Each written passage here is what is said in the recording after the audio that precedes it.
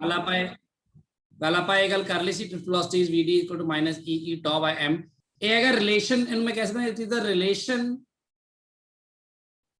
Between drift velocity and electric field हो गया ना ये।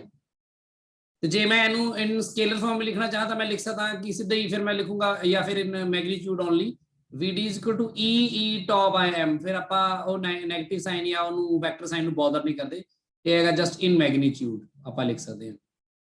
ਸੋ ਇਹ ਗੱਲ ਖਿਆਲ ਰੱਖਿਓ ਕਦੋਂ ਕਿਵੇਂ ਲਿਖ ਸਕਦੇ ਆ, ਕਦੋਂ ਕੀ ਗੱਲ ਦੀ ਸੈਂਸ ਬਣਦੀ ਕੀ ਨਹੀਂ ਬਣਦੀ, ਐਵੇਂ ਕੁਝ ਵੀ ਨਾ ਲਿਖ ਲਿਆ ਕਰੋ।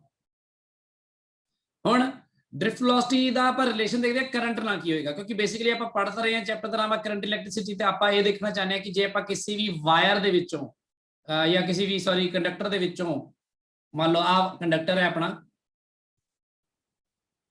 ਤੇ ਕੰਡਕਟਰ ਦਾ ਕੋਈ ਵੀ ਏਰੀਆ ਆਫ ਕ੍ਰਾਸ ਸੈਕਸ਼ਨ ਹੈ ਮੰਨ ਲਓ A ਹੈ ਆਹ ਵਾਲਾ ਦੋਨੋਂ ਪਾਸੇ, ਤੇ ਆਪਾਂ ਇਹਦੇ ਕ੍ਰਾਸ ਕੋਈ ਬੈਟਰੀ ਲਗਾ ਦਿੰਦੇ ਆ, ਤੇ ਬੈਟਰੀ ਲਗਾ ਦਿੰਦੇ ਆ ਪਰ ਮੰਨ ਲਓ 20 ਵੋਲਟ ਦੀ, ਤੇ ਇਹਦੇ ਵਿੱਚ ਇਲੈਕਟ੍ਰਿਕ ਫੀਲਡ ਜੇ E ਹੁੰਦਾ ਹੈ ਤਾਂ ਆਪਾਂ ਨੂੰ ਪਤਾ ਕਿ ਇਹ ਚ ਡ੍ਰਿਫਟ ਵੈਲੋਸਿਟੀ ਦਾ ਰਿਲੇਸ਼ਨ ਕੀ ਆਏਗਾ vd is equal to E tau by m। ਇਹ ਪਿਛਲੇ ਲੈਕਚਰ ਚ ਕੀਤਾ ਆਪਾਂ। ਇਹਦੀ ਲੈਂਥ L ਮੰਨ ਲਓ, ਤੇ ਮੰਨ ਲਓ ਮੈਨੂੰ ਆ ਗਿਵਨ ਹੈ ਕਿ ਇਹਦੇ ਵਿੱਚ ਜਿਹੜਾ ਕਰੰਟ ਪਾਸ ਕਰ ਰਿਹਾ ਹੈ ਉਹ ਕਰੰਟ ਮੰਨ ਲਓ I ਪਾਸ ਕਰ ਰਿਹਾ, ਆਪਾਂ ਕਰੰਟ ਨੂੰ ਐ ਸ਼ੋ ਕਰ ਦਿੰਦੇ I। ਤਾਂ ਆਪਾਂ ਫਾਈਂਡ ਕਰਨਾ ਹੈ ਕਿ the relation between drift velocity and electric current ਕੀ ਹੋਏਗਾ। ਡ੍ਰਿਫਟ ਵੈਲੋਸਿਟੀ ਆਦਾ ਇਲੈਕਟ੍ਰਿਕ ਫੀਲਡ ਦਾ ਰਿਲੇਸ਼ਨ ਹੈ ਉਹਦਾ। ਸੋ ਆਪਾਂ ਦੇਖਦੇ ਹਾਂ ਕੀ ਹੋਏਗਾ, ਇਹਨੂੰ ਆਪਾਂ ਸਮਝਣ ਦੀ ਕੋਸ਼ਿਸ਼ ਕਰਦੇ ਹਾਂ। ਆਪਾਂ ਅਗਲੇ ਪੇਜ ਤੇ ਕਰਦੇ ਹਾਂ। So this is the ਇਹ ਵੀ ਬਹੁਤ ਇੰਪੋਰਟੈਂਟ ਆਰਟੀਕਲ ਹੈ, ਇਹ ਪੇਪਰ ਚ ਆਉਂਦਾ ਹੈ, ਫਾਈਨਲ ਐਗਜ਼ਾਮ ਚ ਵੀ ਆ ਜਾਂਦਾ ਹੈ, ਸਕੂਲ ਐਗਜ਼ਾਮ ਚ ਨਾਰਮਲੀ ਪੁੱਛ ਲੈਂਦੇ ਆ। This is the relation between drift velocity and electric current। ਆ ਦੇਖਦੇ ਆਪਾਂ, ਬੜਾ ਇਹ ਇੰਟਰਸਟਿੰਗ ਵੀ ਹੈ, ਸੌਖਾ ਵੀ ਹੈ। ਦੇਖੋ ਕਿਵੇਂ ਕਿ ਜਿਵੇਂ ਮੰਨ ਲਓ ਆਪਾਂ ਮੰਨ ਲੈਂਦੇ ਕਿ ਆ ਆਪਣੇ ਕੋਲ ਕੰਡਕਟਰ ਹੈ, ਫਿਰ ਜਿਵੇਂ ਪਿਛਲੇ ਕੇਸ ਚ ਆਪਾਂ ਲੈ ਰਹੇ ਸੀ ਇਹਦੀ ਆਪਾਂ ਕੋਈ ਲੈਂਥ L ਮੰਨ ਲੈਂਦੇ ਆ। ਤੇ ਤੁਹਾਨੂੰ ਪਤਾ ਹੈ ਕਿ ਹੁਣ ਆਪਾਂ ਜੇ ਡ੍ਰਿਫਟ ਵੈਲੋਸਿਟੀ ਦੀ ਗੱਲ ਕਰਾਂਗੇ, ਡ੍ਰਿਫਟ ਵੈਲੋਸਿਟੀ ਆਪਾਂ ਟੇਢੀ ਮੇਢੀ ਉਹ ਥਰਮਲ ਵੈਲੋਸਿਟੀਜ਼ ਨਹੀਂ ਲੈਂਦੇ, ਉਹਨਾਂ ਦਾ ਮੀਨ ਲੈ ਕੇ ਉਹਨਾਂ ਨੂੰ ਜਿਹੜੀ ਡ੍ਰਿਫਟ ਵੈਲੋਸਿਟੀ ਆ ਉਹ ਸਿੱਧੀ ਇੱਕ ਐਂਡ ਤੋਂ ਦੂਜੇ ਐਂਡ ਤੱਕ ਹੀ ਆਪਾਂ ਮੰਨਦੇ ਆ ਇਲੈਕਟ੍ਰੋਨ ਦੀ, ਕਿਉਂਕਿ ਉਹ ਸਾਰੀ ਕੈਲਕੂਲੇਸ਼ਨ ਆਪਾਂ ਕਰ ਚੁੱਕੇ ਆ। ਸੋ ਇੱਥੇ ਮੰਨ ਲਓ ਆਪਾਂ ਇੱਕ ਬੈਟਰੀ ਲਗਾਈ ਹੈ, ਜਿਸ ਬੈਟਰੀ ਦਾ ਵੋਲਟੇਜ ਹੈਗਾ ਮੰਨ ਲਓ 20 ਜਾਂ EMF ਹੈਗਾ 20,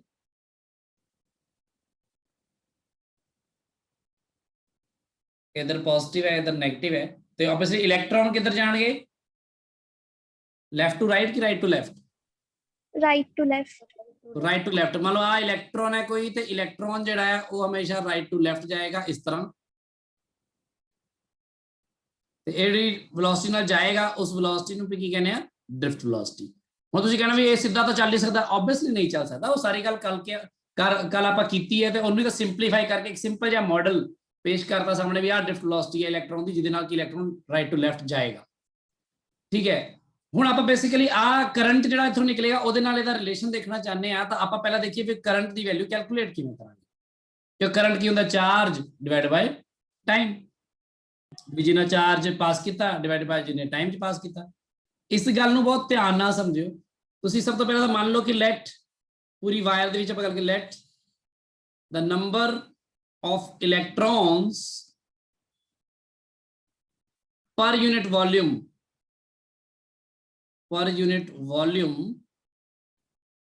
in material of conductor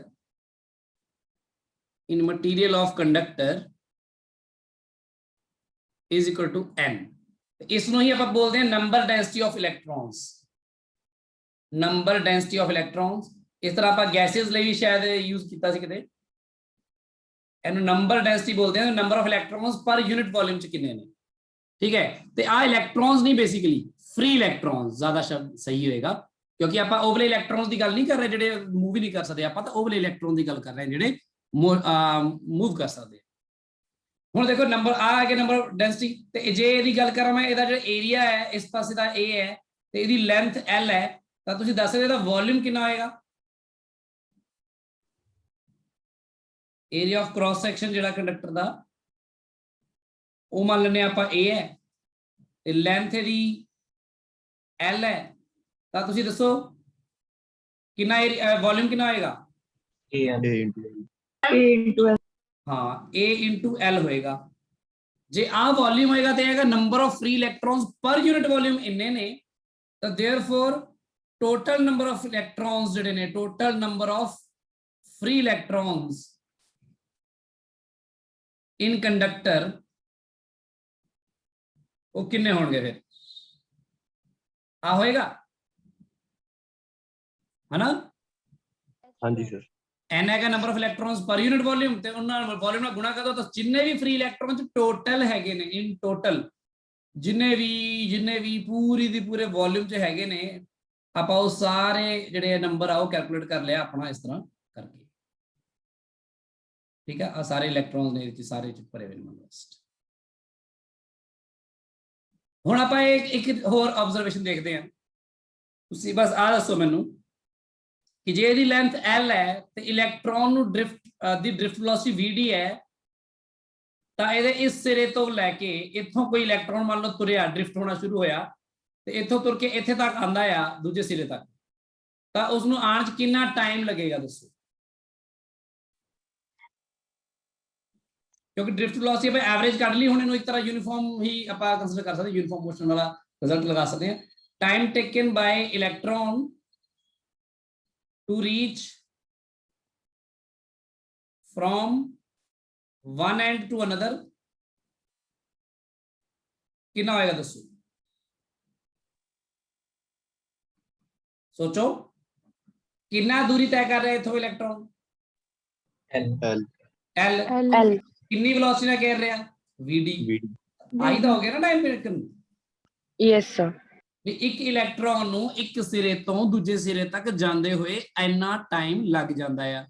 ਆਪਾਂ ਇਹ ਦੇਖਣਾ ਹੈ ਕਿ ਕਿਸ ਕੰਡਕਟਰ ਦੇ ਵਿੱਚੋਂ ਇੰਨੇ ਟਾਈਮ 'ਚ ਕਿੰਨੇ ਇਲੈਕਟ੍ਰੋਨਸ ਪਾਸ ਕਰ ਜਾਂਦੇ ਨੇ, ਕਿੰਨਾ ਚਾਰਜ ਪਾਸ ਕਰਦਾ। ਹਾਂਜੀ ਗੁਰਾਂਸ਼ ਸਰ, ਕੱਲ ਆਪਾਂ ਇੱਕ ਟਾਈਮ ਲਿਖਿਆ ਸੀ 10 to the power -4 ਸਰ, ਉਹ ਕੀ ਆ? ਉਹ ਵੈਲੋਸਿਟੀ ਲਿਖੀ ਸੀ ਆਪਾਂ? ਉਹ ਤਾਂ ਵੈਲੋਸਿਟੀਜ਼ ਲਿਖੀਆਂ ਸੀ, ਥਰਮਲ ਵੈਲੋਸਿਟੀ ਲਿਖੀ ਸੀ ਤੇ ਇੱਕ ਉਹ ਡ੍ਰਿਫਟ ਵੈਲੋਸਿਟੀ ਲਿਖੀ ਸੀ ਉਹ ਤਾਂ।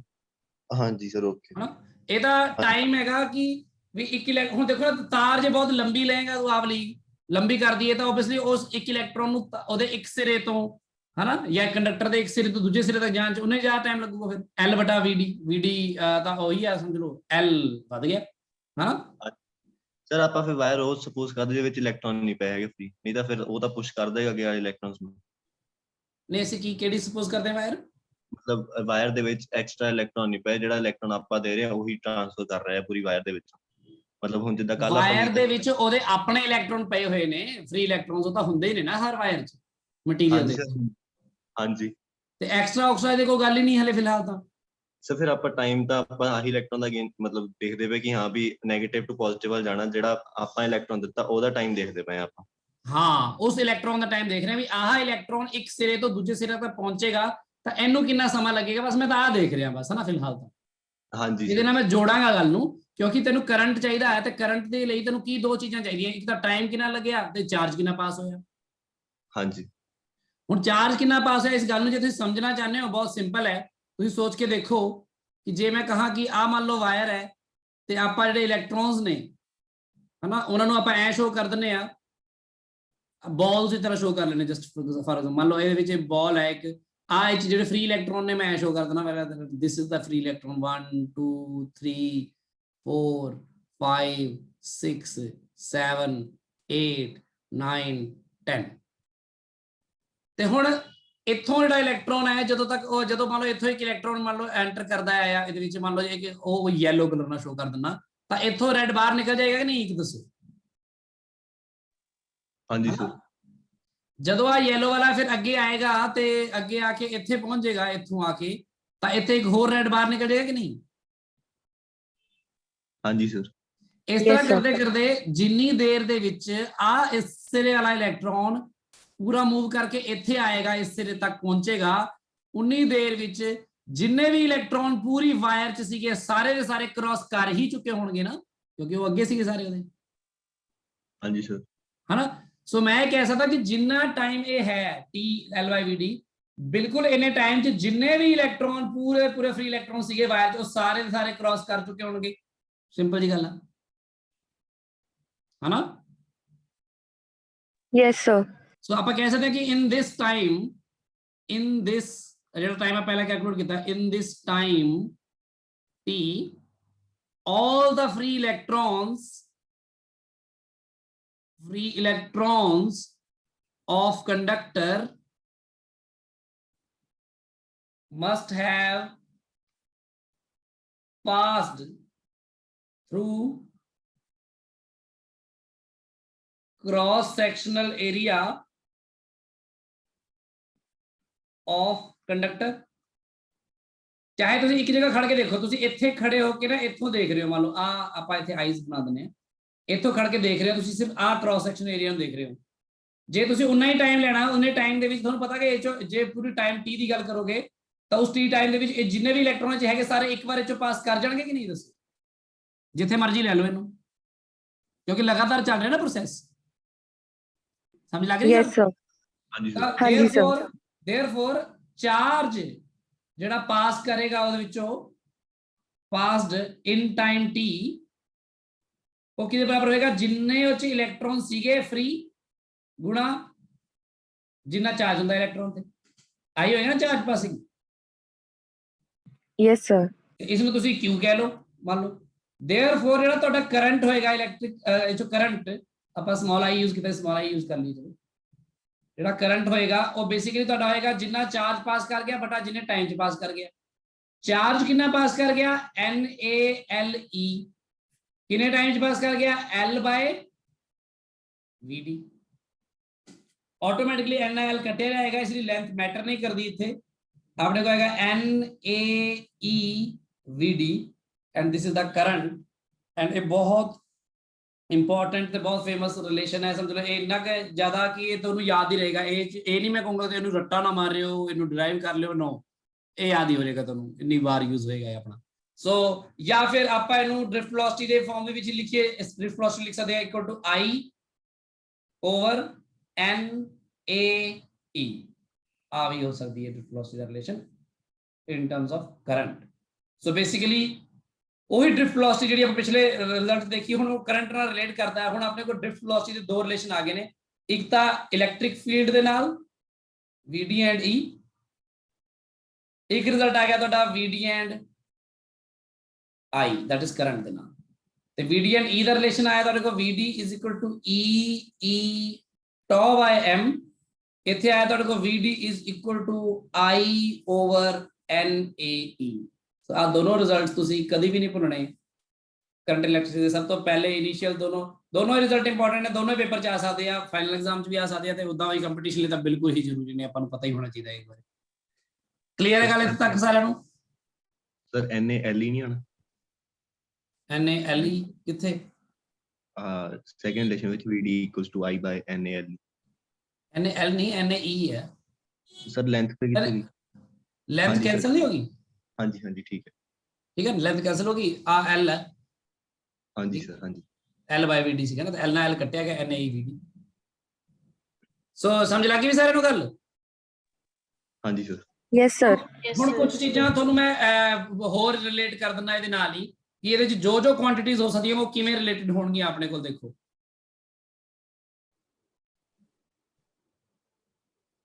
ਤੁਹਾਨੂੰ ਹਰ ਇੱਕ ਕੁਆਂਟੀਟੀ ਦਾ ਹਰ ਦੂਜੀ ਕੁਆਂਟੀਟੀ ਨਾਲ ਰਿਲੇਸ਼ਨ ਪਤਾ ਹੋਣਾ ਚਾਹੀਦਾ ਹੈ। ਜਦੋਂ ਆਪਾਂ ਕਿਸੇ ਵੀ ਕੰਡਕਟਰ ਦੇ ਥਰੂ ਕਰੰਟ ਪਾਸ ਕਰ ਰਹੇ ਹਾਂ ਜਾਂ ਫਿਰ ਬੈਟਰੀ ਆਪਾਂ ਲਾ ਰਹੇ ਹਾਂ, ਇਸ ਤਰ੍ਹਾਂ ਲਾਈਕ ਦਿਸ, V ਵੋਲਟੇਜ ਹੈ, ਇੱਧਰ ਪੋਜ਼ਿਟਿਵ ਹੈ, ਇੱਧਰ ਨੈਗੇਟਿਵ ਹੈ। ਇਹਦੇ ਕਰਕੇ ਪਹਿਲੀ ਗੱਲ ਤਾਂ ਇਹ ਕਿ ਇਹਦੇ ਚ ਇਲੈਕਟ੍ਰਿਕ ਫੀਲਡ ਪੈਦਾ ਹੋਏਗਾ, ਇੱਧਰ ਨੂੰ ਇਲੈਕਟ੍ਰਿਕ ਫੀਲਡ ਇੱਧਰ ਨੂੰ ਪੈਦਾ ਹੋਏਗਾ, ਤੇ ਡ੍ਰਿਫਟ ਵੈਲੋਸਿਟੀ ਆਫ ਇਲੈਕਟ੍ਰੋਨਸ ਇੱਧਰ ਨੂੰ ਹੋਏਗੀ।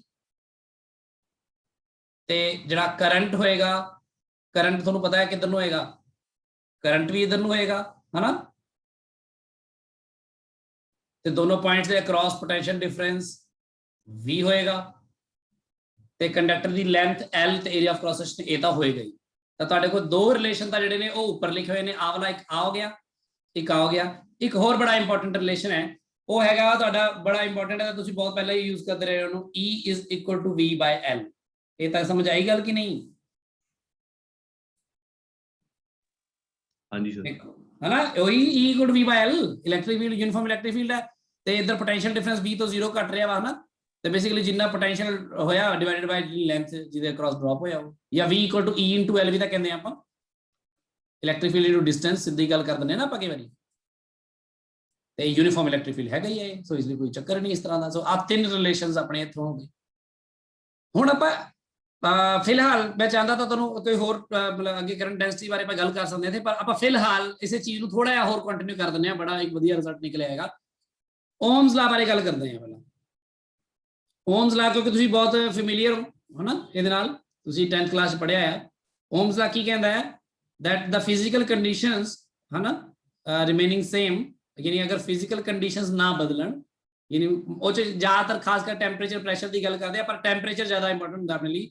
ਵੀ ਟੈਂਪਰੇਚਰ ਜੇ ਆਪਾਂ ਸੇਮ ਰੱਖੀਏ ਪੂਰੇ ਐਕਸਪੈਰੀਮੈਂਟ ਦੇ ਦੌਰਾਨ, ਤੇ ਤੁਸੀਂ ਕਿਸੇ ਵੀ ਕੰਡਕਟਰ ਦੇ ਵਿੱਚੋਂ, ਜਾਂ ਉਹਨੂੰ ਆਪਾਂ ਐ ਸ਼ੋ ਕਰ ਦਿੰਦੇ ਆ ਕੰਡਕਟਰ ਦੇ ਵਿੱਚ ਰੈਜ਼ਿਸਟੈਂਸ R ਹੈ ਮੰਨ ਲਓ, ਤੇ ਆਪਾਂ ਉਹਦੇ ਅਕ੍ਰੋਸ ਜੇ ਕੋਈ ਵੀ ਵੋਲਟੇਜ V ਅਪਲਾਈ ਕਰਦੇ ਆ, ਉਹ ਚ ਜੋ ਵੀ ਕਰੰਟ ਪਾਸ ਕਰਦਾ ਆ, ਤਾਂ ਰਿਜ਼ਲਟ ਕੀ ਹੁੰਦਾ ਆਪਣਾ V is equal to I into R।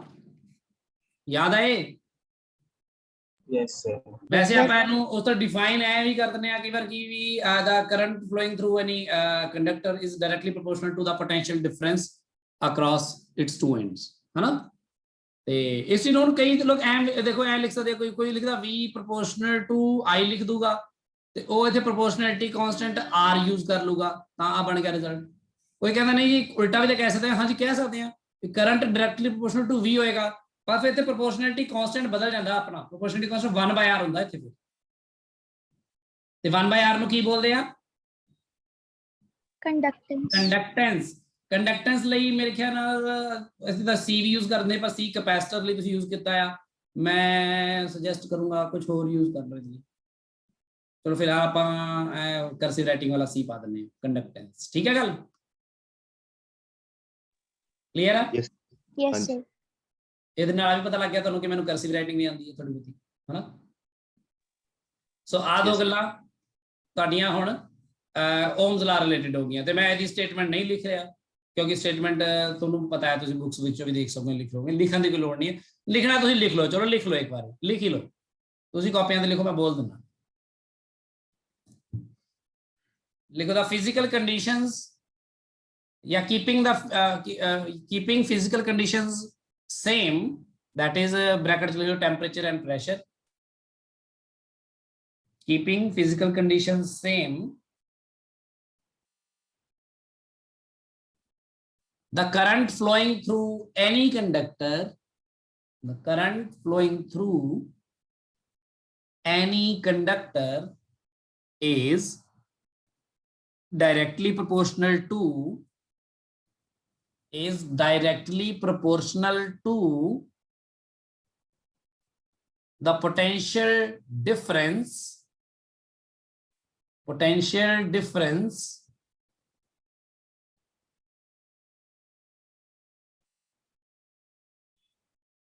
applied across its two ends, ਆਪਾਂ ਜ਼ਿਆਦਾਤਰ ਰੈਜ਼ਿਸਟਰ ਵਾਲਾ ਆ ਵਾਲਾ ਰਿਜ਼ਲਟ ਯੂਜ਼ ਕਰਾਂਗੇ। ਠੀਕ ਹੈ ਜੀ ਗੱਲ। ਹੁਣ ਤੁਸੀਂ ਪੁੱਛਣਾ ਹੀ ਸੀ ਕਿਸੇ ਨਾ ਕਿਸੇ ਨੇ, ਇਸ ਲਈ ਮੈਂ ਗੱਲ ਨਾਲ ਲਿਖਤੀ ਕਿ ਇੱਥੇ ਆਪਾਂ ਪ੍ਰੋਪੋਰਸ਼ਨੈਲਿਟੀ ਕਾਂਸਟੈਂਟ ਫਿਰ ਪੁੱਠਾ ਲੈਂਦੇ ਹਾਂ। ਆਪਾਂ ਜ਼ਿਆਦਾਤਰ ਆਪਾਂ ਜ਼ਿਆਦਾ ਪ੍ਰੈਕਟੀਕਲੀ ਆ ਯੂਜ਼ ਕਰਦੇ ਹਾਂ। 10th ਚ ਵੀ ਤੁਸੀਂ ਆਈ ਯੂਜ਼ ਕੀਤਾ ਨਾ, V = RI। Yes sir. ਤੇ ਤੁਸੀਂ ਆ ਗੱਲ ਹੁਣ ਤੁਹਾਨੂੰ ਦੱਸਣ ਦੀ ਲੋੜ ਨਹੀਂ, ਤੁਹਾਨੂੰ ਪਤਾ ਹੈ। ਫਿਰ ਇਹਦਾ ਮਤਲਬ V ਤੇ I ਦੇ ਵਿੱਚ ਕੀ ਰਿਲੇਸ਼ਨ ਹੋਏਗਾ ਕਹਿੰਦੇ ਗ੍ਰਾਫ ਦੇ ਵਿੱਚ?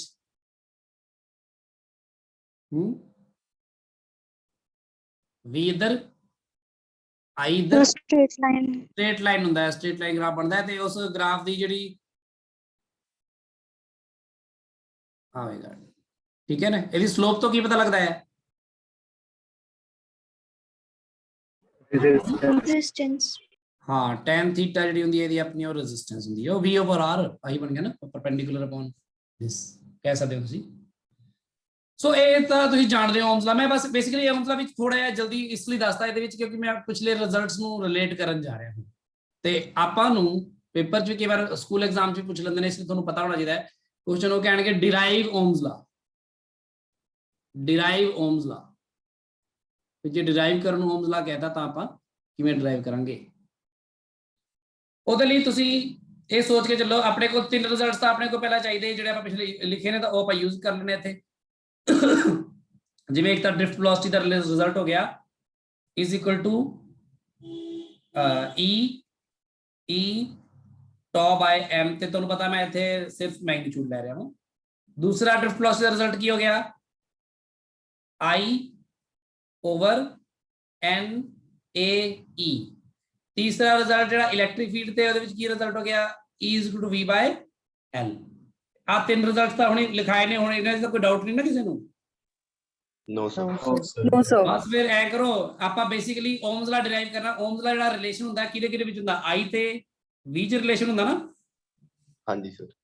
ਤੇ ਬੇਸਿਕਲੀ ਹਾਂਜੀ I ਤੇ sir। V ਦੇ ਵਿੱਚ ਰਿਲੇਸ਼ਨ ਲੈ ਕੇ ਆਣਾ ਆਪਾਂ ਸਮਝ ਲਓ। ਪਹਿਲਾਂ ਤਾਂ I ਤੇ E ਨੂੰ ਰਿਲੇਟ ਕਰ ਲਓ, E ਤੋਂ ਬਾਅਦ ਇਹਦੇ ਨਾਲ ਫਿਰ V ਆ ਜਾਊਗਾ ਵਿੱਚ। ਪਹਿਲਾਂ ਤਾਂ ਪਹਿਲੇ ਤੇ ਦੂਜੇ ਨੂੰ ਇਕੁਏਟ ਕਰ ਲਓ, ਪਹਿਲੇ from 1 and 2, from 1 and 2। ਤੁਹਾਨੂੰ ਪਤਾ ਜਿਹੜਾ ਡ੍ਰਿਫਟ ਵੈਲੋਸਿਟੀ ਹੈ ਉਹ ਆਪਣੀ ਕਿਹਦੇ ਬਰਾਬਰ ਹੈ, E tau by m, ਇਹ ਆ ਜਾਏਗਾ I over N A E। Clear ਹੈ ਇਹ ਗੱਲ? Yes sir. ਹੁਣ ਤੁਸੀਂ E ਦੀ ਜਗ੍ਹਾ ਤੇ ਕੀ ਪੁੱਟ ਕਰ ਦੋਗੇ, V by L। ਇਹ ਕੀ ਕੀਤਾ ਮੈਂ, use 3। ਸਮਝ ਲੱਗੀ ਗੱਲ? Yes sir. ਤਾਂ ਇਸ ਰਿਜ਼ਲਟ ਤੋਂ ਦੇਖੋ ਆਰਾਮ ਨਾਲ ਰਿਜ਼ਲਟ ਆ ਗਿਆ ਆਪਣੇ ਆਪ। ਬਸ ਇਸ ਰਿਜ਼ਲਟ ਤੋਂ ਕੱਢ ਲਓ I ਕਿਹਦੇ ਬਰਾਬਰ ਆ ਗਿਆ, N A ਤਾਂ ਆ E ਉੱਪਰ ਜਾ ਕੇ ਮਲਟੀਪਲਾਈ ਹੋਊਗਾ, E square tau V over M L। ਇਹ ਆ ਗਿਆ ਨਾ, यस ਠੀਕ है। वैसे आप ज्यादा बेटर रिजल्ट लिखते V ਨੂੰ अलग लिखते, चलो ਇੱਥੇ ਹੀ ਕਰ ਦਿੰਦੇ ਆ। V ਨੂੰ ਕੀ ਲਿਖਾਂਗੇ ਆਪਾਂ, ML over N E square tau A into I। हाँ ठीक है, समझ लगी गल? Yes, sir. Yes, sir. ਹੁਣ ਦੇਖੋ ਜਿਹੜਾ ਮਾਸ ਹੈ M ਮਾਸ ਆਫ ਇਲੈਕਟ੍ਰੋਨ ਹੈ, ਇਹ ਤਾਂ ਕਾਂਸਟੈਂਟ ਹੀ ਹੁੰਦਾ ਨਾ। Yes sir. ਤੇ ਲੈਂਥ ਜਿਹੜੀ ਕੰਡਕਟਰ ਦੀ ਹੈ ਉਹ ਕਿਹੜਾ ਬਦਲ ਜਾਣੀ ਆ ਡਿਊਰਿੰਗ ਦੈਟ ਪ੍ਰੋਸੈਸ, ਜਦੋਂ ਤੁਸੀਂ ਵੋਲਟੇਜ ਅਪਲਾਈ ਕਰ ਰਹੇ ਹੋ ਕੁਝ ਵੀ ਕਰ ਰਹੇ ਹੋ ਤਾਂ ਸੇਮ ਹੀ ਰਹਿਣੀ ਆ। ਏਰੀਆ ਆਫ ਕ੍ਰਾਸ ਸੈਕਸ਼ਨ ਤਾਂ ਸੇਮ ਹੀ ਰਹਿਣਾ ਨਾ। Charge on electron 1.6 into 10⁻⁹ coulomb ਹੀ ਰਹਿਣਾ ਨਾ। ਤੇ ਜਿਹੜਾ ਵੀ ਮਟੀਰੀਅਲ ਤੁਸੀਂ ਲਓਗੇ, ਚਾਹੇ ਉਹ ਕੰਡਕਟਰ ਕਾਪਰ ਦਾ ਬਣਿਆ ਜਾਂ ਐਲੂਮੀਨੀਅਮ ਦਾ ਬਣਿਆ, ਸਿਲਵਰ ਦਾ ਬਣਿਆ ਜਾਂ ਜਿਹੜੇ ਮਰਜ਼ੀ ਮਟੀਰੀਅਲ ਦਾ ਬਣਿਆ ਹੋਇਆ, ਜਿਹੜੀ ਮਰਜ਼ੀ ਮੈਟਲਸ ਦਾ ਜਾਂ ਅਲੋਇਸ ਦਾ ਬਣਿਆ ਹੋਇਆ, ਉਹਦੀ ਜਿਹੜੀ ਨੰਬਰ ਡੈਂਸਿਟੀ ਹੈ, ਨੰਬਰ ਡੈਂਸਿਟੀ ਆਫ ਇਲੈਕਟ੍ਰੋਨ ਉਹ ਤਾਂ ਸੇਮ ਹੀ ਰਹੇਗੀ ਨਾ, ਹਨਾ? Yes, Yes, sir. sir. ਤੇ ਜੇ ਆ ਇੰਪੋਰਟੈਂਟ ਗੱਲ ਹੈ, ਟੌ ਬਦਲ ਸਕਦਾ ਹੈ, ਟੌ ਕੈਨ ਚੇਂਜ, ਕਿਉਂਕਿ ਟੌ ਜਿਹੜਾ ਐਵਰੇਜ ਰਿਲੈਕਸੇਸ਼ਨ ਟਾਈਮ ਹੁੰਦਾ ਹੈ। ਪਰ ਅਗਰ ਟੈਂਪਰੇਚਰ ਤੁਹਾਡਾ ਨਾ ਵਧੇ, ਟੈਂਪਰੇਚਰ ਕਾਂਸਟੈਂਟ ਰਹੇ, ਹਨਾ, then ਟੌ ਕਾਂਸਟੈਂਟ ਹੋਏਗਾ। ਕਿਉਂਕਿ ਬੇਸਿਕਲੀ ਜਦੋਂ ਥਰਮਲ ਐਜੀਟੇਸ਼ਨ ਬਦਲਦੀ ਹੈ, ਜਦੋਂ ਮੰਨ ਲਓ ਤੁਸੀਂ ਹੀਟ ਕਰ ਦਿੰਦੇ ਹੋ ਕਿਸੇ ਤਾਰ ਨੂੰ, ਗਰਮ ਕਰ ਦਿੰਦੇ ਹੋ, ਤਾਂ ਉਹਦੇ ਅੰਦਰ ਜਿਹੜੀ ਥਰਮਲ ਐਜੀਟੇਸ਼ਨ ਹੈ, ਜਿਹੜੇ ਇਲੈਕਟ੍ਰੋਨਸ ਦੀ ਥਰਮਲ ਵੈਲੋਸਿਟੀ ਹੈ ਉਹ ਵੱਧ ਜਾਂਦੀ ਹੈ। ਤੇ ਜਦੋਂ ਵੱਧ ਜਾਂਦੀ ਹੈ ਤਾਂ ਫਿਰ ਉਹਨਾਂ ਦੇ ਕੋਲੀਜ਼ਨਸ ਜਲਦੀ ਹੋਣਗੇ ਹੋਰ ਜ਼ਿਆਦਾ, ਜਾਂ ਤੇਜ਼ ਜਾਂ ਥੋੜਾ ਡਿਲੇ ਹੋਣਗੇ? जल्दी होंगे सर। ਜਲਦੀ ਹੋਣਗੇ। ਯਾਨੀ ਕਿ ਅਗਰ ਤੁਹਾਡਾ ਟੈਂਪਰੇਚਰ ਬੇਸਿਕਲੀ ਇਨਕਰੀਜ਼ ਕਰਦਾ ਹੈ ਤਾਂ ਟੌ ਡਿਕਰੀਜ਼ ਕਰਦਾ ਹੈ। ਪਰ ਅਗਰ ਤੁਹਾਡਾ ਟੈਂਪਰੇਚਰ ਵੀ ਸੇਮ ਰਿਹਾ ਤਾਂ ਟੌ ਸੇਮ ਰਹੇਗਾ। ਯਾਨੀ ਕਿ ਬੇਸਿਕਲੀ ਆ ਪੂਰੀ ਜਿਹੜੀ ਕੁਆਂਟੀਟੀ ਹੈ, ਇਹ ਪੂਰੀ ਕੁਆਂਟੀਟੀ ਕਾਂਸਟੈਂਟ ਹੋਣ ਦੇ ਵਿੱਚ ਨਾ ਇੱਕ ਪੰਗਾ ਸੀ ਟੌ ਦਾ। ਪਰ ਜੇ ਮੈਂ ਕਹਿ ਦਵਾਂ ਕਿ ਅਗਰ ਟੈਂਪਰੇਚਰ ਕਾਂਸਟੈਂਟ ਰਹਿੰਦਾ ਆ, ਹਨਾ, then this quantity is constant ਹੈ ਕਿ ਨਹੀਂ, ਦੱਸੋ? सर हाँ जी ਸਰ ਜਿੱਦਾਂ ਹੁਣ ਟੈਂਪਰੇਚਰ ਦੀ ਗੱਲ ਕਰਦੇ ਪਏ ਆਪਾਂ, ਹੁਣ ਟੈਂਪਰੇਚਰ ਨਾਲ ਤਾਂ ਲੈਂਥ ਨਾਲ ਏਰੀਆ ਆਫ ਕ੍ਰਾਸ ਸੈਕਸ਼ਨ 'ਚ ਵੀ ਫਰਕ ਪਏਗਾ, ਮਤਲਬ ਐਕਸਪੈਂਡ ਕਰੇਗਾ। ਉਹ ਇੱਥੇ ਨੈਗਲੀਜੀਬਲ ਹੈ। ਬਿਲਕੁਲ, ਬਹੁਤ ਵਧੀਆ ਸੋਚਿਆ ਤੂੰ, ਬਹੁਤ ਸਹੀ ਗੱਲ ਹੈ ਤੇਰੀ। ਪਰ ਉਹਦੇ ਨਾਲ ਆਪਾਂ ਜਿਵੇਂ ਆਪਾਂ ਜਿਹੜੀ ਟੈਂਪਰੇਚਰ ਕੋਐਫੀਸ਼ੀਐਂਟ ਹੈ ਲੈਂਥ ਦਾ, ਏਰੀਆ ਐਕਸਪੈਂਸ਼ਨ ਦਾ, ਇੱਥੇ ਆਪਾਂ ਨੈਗਲੈਕਟ ਕਰਕੇ ਚੱਲਦੇ ਹਾਂ। ਕਿਉਂਕਿ ਜਿਹੜੀ ਵਾਇਰਸ ਨੇ ਉਹ ਆਲਰੇਡੀ ਮੋਸਟਲੀ ਆਪਣੀ ਕੋਲ ਜਿਹੜੀ ਰੈਜ਼ਿਸਟਰਸ ਨੇ, ਵਾਇਰਸ ਨੇ, ਬਹੁਤ ਪਤਲੀਆਂ ਹੁੰਦੀਆਂ ਨੇ, ਤੇ ਉਹਨਾਂ 'ਚ ਜਿਹੜੀ ਵਾਧਾ ਹੈ ਉਹ ਇੰਨਾ ਕੁ ਘੱਟ ਹੁੰਦਾ ਕਿ ਉਹਦਾ ਜਿਹੜਾ ਸਮਝ ਲੈ ਕਿ ਡੈਸੀਮਲ ਦੇ ਕਿੰਨਵੇਂ ਪੁਆਇੰਟ ਤੇ ਚੱਲ ਜਾਏਗਾ ਕਿ ਉਹ ਫਿਰ ਤੁਹਾਨੂੰ ਤੁਹਾਡੇ ਮੇਜਰਮੈਂਟਸ ਵਿੱਚ ਨਹੀਂ ਆਏਗਾ ਕਦੀ। ਠੀਕ ਹੈ, ਠੀਕ ਹੈ ਸਰ। ਉਹ ਆਪਾਂ ਨੂੰ ਜ਼ਿਆਦਾ ਇੰਪੋਰਟੈਂਟ ਹੁੰਦਾ ਜਦੋਂ ਮੰਨ ਲਾ ਬਹੁਤ ਲੰਬੀ, ਮੰਨ ਲਾ ਤਾਂ 2 ਕਿਲੋਮੀਟਰ ਲੰਬੀ ਤਾਰ ਵਿਛਾਣੀ ਆ ਕਿਤੇ, ਜਾਂ ਖੰਭਿਆਂ ਦੇ ਵਿੱਚ ਬਹੁਤ ਸਾਰੀ ਲੰਬੀ ਤਾਰ, ਮੋਟੀ ਤਾਰ ਵਿਛਾਣੀ ਆ, ਤੇ ਉਹ ਖੰਭਿਆਂ ਵਿੱਚ ਤੈਨੂੰ ਪਤਾ ਕਿ ਉਹ ਜਿਹੜੀ ਤਾਰ ਹੈ ਉਹਦਾ ਵਾਧਾ ਘਟਾ ਹੋ ਸਕਦਾ। ਜਾਂ ਰੇਲਵੇ ਟਰੈਕ ਵਿਛਾਣਾ ਹੈ ਬਹੁਤ ਵੱਡਾ, ਤੇ ਰੇਲਵੇ ਟਰੈਕ ਜੇ ਦੋ ਕੋਈ ਜਿਹੜੀ ਉਹਦੇ ਟੁਕੜਿਆਂ ਦੇ ਵਿਚਕਾਰ ਮਾੜਾ ਜਿਹਾ ਸਪੇਸ ਛੱਡਿਆ ਹੁੰਦਾ ਵੀ ਉਹ ਵੱਧ ਘਟ ਸਕੇ, ਕਿਉਂਕਿ ਉੱਥੇ ਵਧੇਗਾ ਘਟੇਗਾ। ਜੇ ਸਿੱਧਾ ਹੀ ਜੋੜ ਦੇਣਗੇ ਤਾਂ ਉਹਦੇ ਵਿੱਚ ਜਗ੍ਹਾ ਨਹੀਂ ਛੱਡਣਗੇ ਤਾਂ ਉਹਨੇ ਟੇਢਾ ਹੋ ਜਾਣਾ ਫਿਰ।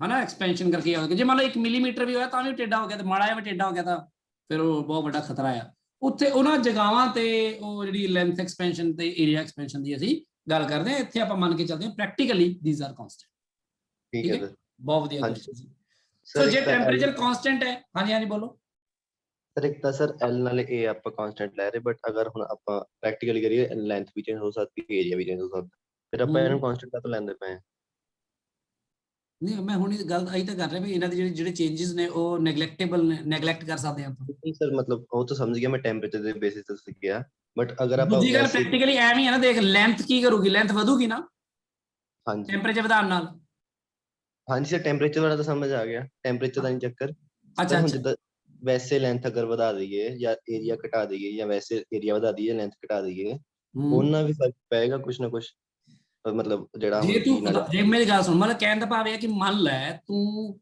ਆ ਰੱਖ ਲਿਆ ਮੰਨ ਲਾ ਆ ਇੱਕ ਵਾਇਰ ਹੈ ਕਾਪਰ ਦੀ ਤੂੰ ਇਹਦੇ ਬਾਰੇ ਗੱਲ ਕਰ ਰਿਹਾ ਸੀ ਸਾਰੀ ਠੀਕ ਹੈ ਹਾਂਜੀ ਤੂੰ ਕੀ ਕੀਤਾ ਵਾਇਰ ਕਾਪਰ ਦੀ ਖਿੱਚਤੀ ਮੰਨ ਲਾ ਇਧਰੋਂ ਫੜ ਕੇ ਦੋਨੋਂ ਪਾਸੇ ਖਿੱਚਤੀ ਤੇ ਉਹ ਇੰਨੀ ਕੁ ਲੰਬੀ ਹੋ ਗਈ ਤੇ ਪਤਲੀ ਵੀ ਹੋ ਗਈ ਥੋੜੀ ਹੈ ਨਾ ਹਾਂਜੀ ਹਾਂ ਸਰ ਤਾਂ ਆ ਜਿਹੜੀ ਚੀਜ਼ ਜਿਹੜੀ ਆ ਕਾਂਸਟੈਂਟ ਕੁਆਂਟੀਟੀ ਹੈਗੀ ਨਾ ਇਹ ਇਹਦੇ ਲਈ ਵੱਖਰੀ ਤੇ ਇਹਦੇ ਲਈ ਵੱਖਰੀ ਆਏਗੀ ਫਿਰ ਹਾਂਜੀ ਸਰ ਵੱਖਰੀ ਆਏਗੀ ਕਿਉਂਕਿ ਆਪਾਂ ਬੇਸਿਕਲੀ ਕਹਿਣ ਵਾਲੇ ਕੀ ਆ ਮੈਂ ਆ ਰੈੱਡ ਕੁਆਂਟੀਟੀ ਜਿਹੜੀ ਮੈਂ ਕੀਤੀ ਅਰਾਊਂਡ ਇਹਨੂੰ ਮੈਂ ਇਹਦਾ ਨਾਮ ਰੱਖਣ ਵਾਲਾ ਕੀ ਰੱਖਾਂਗਾ ਨਾਮ ਸੋਚ ਕੇ ਦੱਸੋ ਆਰ ਆਰ ਹੀ ਹੈ ਰੈਜ਼ਿਸਟੈਂਸ ਹੀ ਹੈ ਤੇ ਰੈਜ਼ਿਸਟੈਂਸ ਲੈਂਥ ਤੇ ਏਰੀਆ ਤੇ ਡਿਪੈਂਡ ਕਰਦੀ ਹੈ ਤੁਸੀਂ ਪੜਿਆ ਲੋਅਰ ਕਲਾਸਿਸ ਹਾਂਜੀ ਸਰ ਫਿਰ ਉਹ ਤਾਂ ਫਿਰ ਵਧੂਗੀ ਘਟੂਗੀ ਫਿਰ ਉਹਦੇ ਨਾਲ ਆਰ ਬਦਲ ਸਕਦੀ ਹੈ ਪਰ ਜੇ ਕੋਈ ਇੱਕ ਵਾਰ ਲਈ ਇਹਨਾਂ ਵਿੱਚੋਂ ਆਹ ਵਾਲੀ ਜਾਂ ਵਾਲੀ ਤਾਂ ਉਹਦੇ ਲਈ ਤਾਂ ਐਲ ਤੇ ਕਾਂਸਟੈਂਟ ਹੈ ਨਾ ਹਾਂਜੀ ਫਿਜ਼ੀਕਲ ਕੰਡੀਸ਼ਨਸ ਰਿਮੇਨਿੰਗ ਸੇਮ ਦੇ ਵਿੱਚ ਮਤਲਬ ਆ ਵੀ ਹੈ ਕਿ ਤਰ੍ਹਾਂ ਸ਼ੇਪ ਐਂਡ ਆਲ ਦੈਟ ਆਪਾਂ ਕੋਈ ਇਸ ਤਰ੍ਹਾਂ ਦੀ ਕੋਈ ਚੇਂजेस ਨਹੀਂ ਲੈ ਕੇ ਆ ਰਹੇ ਉਹਦੇ ਠੀਕ ਹੈ ਸਰ ਸੋ ਆ ਬੇਸਿਕਲੀ ਜਿਹੜੀ ਕੁਆਂਟੀਟੀ ਇਹਦੇ ਅੰਦਰ ਆਈ ਹੈ ਇਹ ਰੈਜ਼ਿਸਟੈਂਸ ਹੈ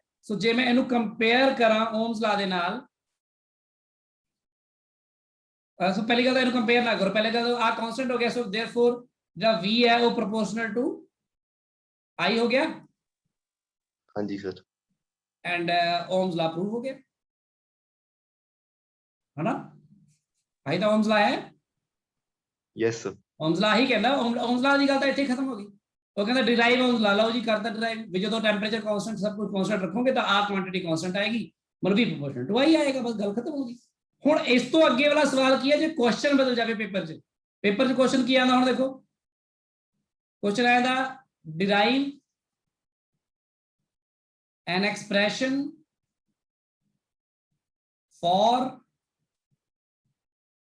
resistivity of material of conductor and discuss factors on which it depends ये ਜਿਹੜੇ ਫੈਕਟਰਸ ਤੇ ਡਿਪੈਂਡ ਕਰਦੀ ਹੈ ਰੈਜ਼ਿਸਟਿਵਿਟੀ ਉਹ ਦੇਖੋ ਰੈਜ਼ਿਸਟਿਵਿਟੀ ਕੀ ਹੈ ਹੁਣ ਤੁਹਾਨੂੰ ਇਹ ਗੱਲ ਵੀ ਥੋੜੀ ਬਹੁਤੀ ਲੋਅਰ ਕਲਾਸਿਸ ਤੋਂ ਪਤਾ ਹੈ ਸ਼ਾਇਦ ਹੈ ਨਾ ਵੀ R = ਤੁਸੀਂ ਰੋ L ਓਵਰ A ਕਰਦੇ ਸੀ ਨਾ ਤੇ R ਰੈਜ਼ਿਸਟਿਵਿਟੀ ਹੁੰਦੀ ਸੀ ਯਾਦ ਹੈ Yes, sir. ਇਹਦਾ ਐਕਸਪ੍ਰੈਸ਼ਨ ਕਈ ਬੱਚੇ ਕਹਿਣਗੇ ਲਓ ਜੀ ਆ ਗਿਆ ਐਕਸਪ੍ਰੈਸ਼ਨ ਦਾ RA/L ਨਹੀਂ ਇਹ ਗਲਤ ਹੈ ਇਸ ਤਰ੍ਹਾਂ ਨਹੀਂ ਰੈਜ਼ਿਸਟਿਵਿਟੀ ਮਟੀਰੀਅਲ ਤੇ ਡਿਪੈਂਡ ਕਰਦੀ ਮਟੀਰੀਅਲ ਦੇ ਕਿਹੜੇ ਫੈਕਟਰਸ ਤੇ ਡਿਪੈਂਡ ਕਰਦੀ ਉਹ ਕੱਢਣਾ ਆਪਾਂ ਨੂੰ ਠੀਕ ਹੈ ਸੋ ਆਪਾਂ ਦੇਖਦੇ ਹਾਂ ਫਿਰ ਕੀ ਸਵਾਲ ਕਿਵੇਂ ਸ਼ੁਰੂ ਕਰੋਗੇ ਫਿਰ ਜਦੋਂ ਤੁਹਾਨੂੰ ਆ ਵੀ ਆ ਗਿਆ ਪੇਪਰ ਦੇ ਵਿੱਚ ਨਾ ਇਹ ਕੁਐਸਚਨ ਮੈਂ ਤਾਂ ਹੀ ਬਣਾ ਕੇ ਲਿਖਿਆ ਤੁਹਾਡੇ ਲਈ ਤੁਸੀਂ ਪੇਪਰ 'ਚ ਫਿਰ ਸ਼ੁਰੂ ਇੱਥੇ ਕਰਨਾ VD = this VD = this E = V/L ਫਿਰ VD ਨੂੰ ਇਕੁਏਟ ਕੀਤਾ ਫਿਰ V ਤੇ L 'ਚ ਰਿਲੇਸ਼ਨ ਕੱਢ ਲਏ ਇੱਥੇ ਤੱਕ ਆ ਗਏ ਆ ਜਿਹੜਾ ਬਾਕਸ ਹੈ ਨਾ ਇੱਥੋਂ ਫਿਰ ਕੰਮ ਸ਼ੁਰੂ ਹੋਏਗਾ ਅੱਗੇ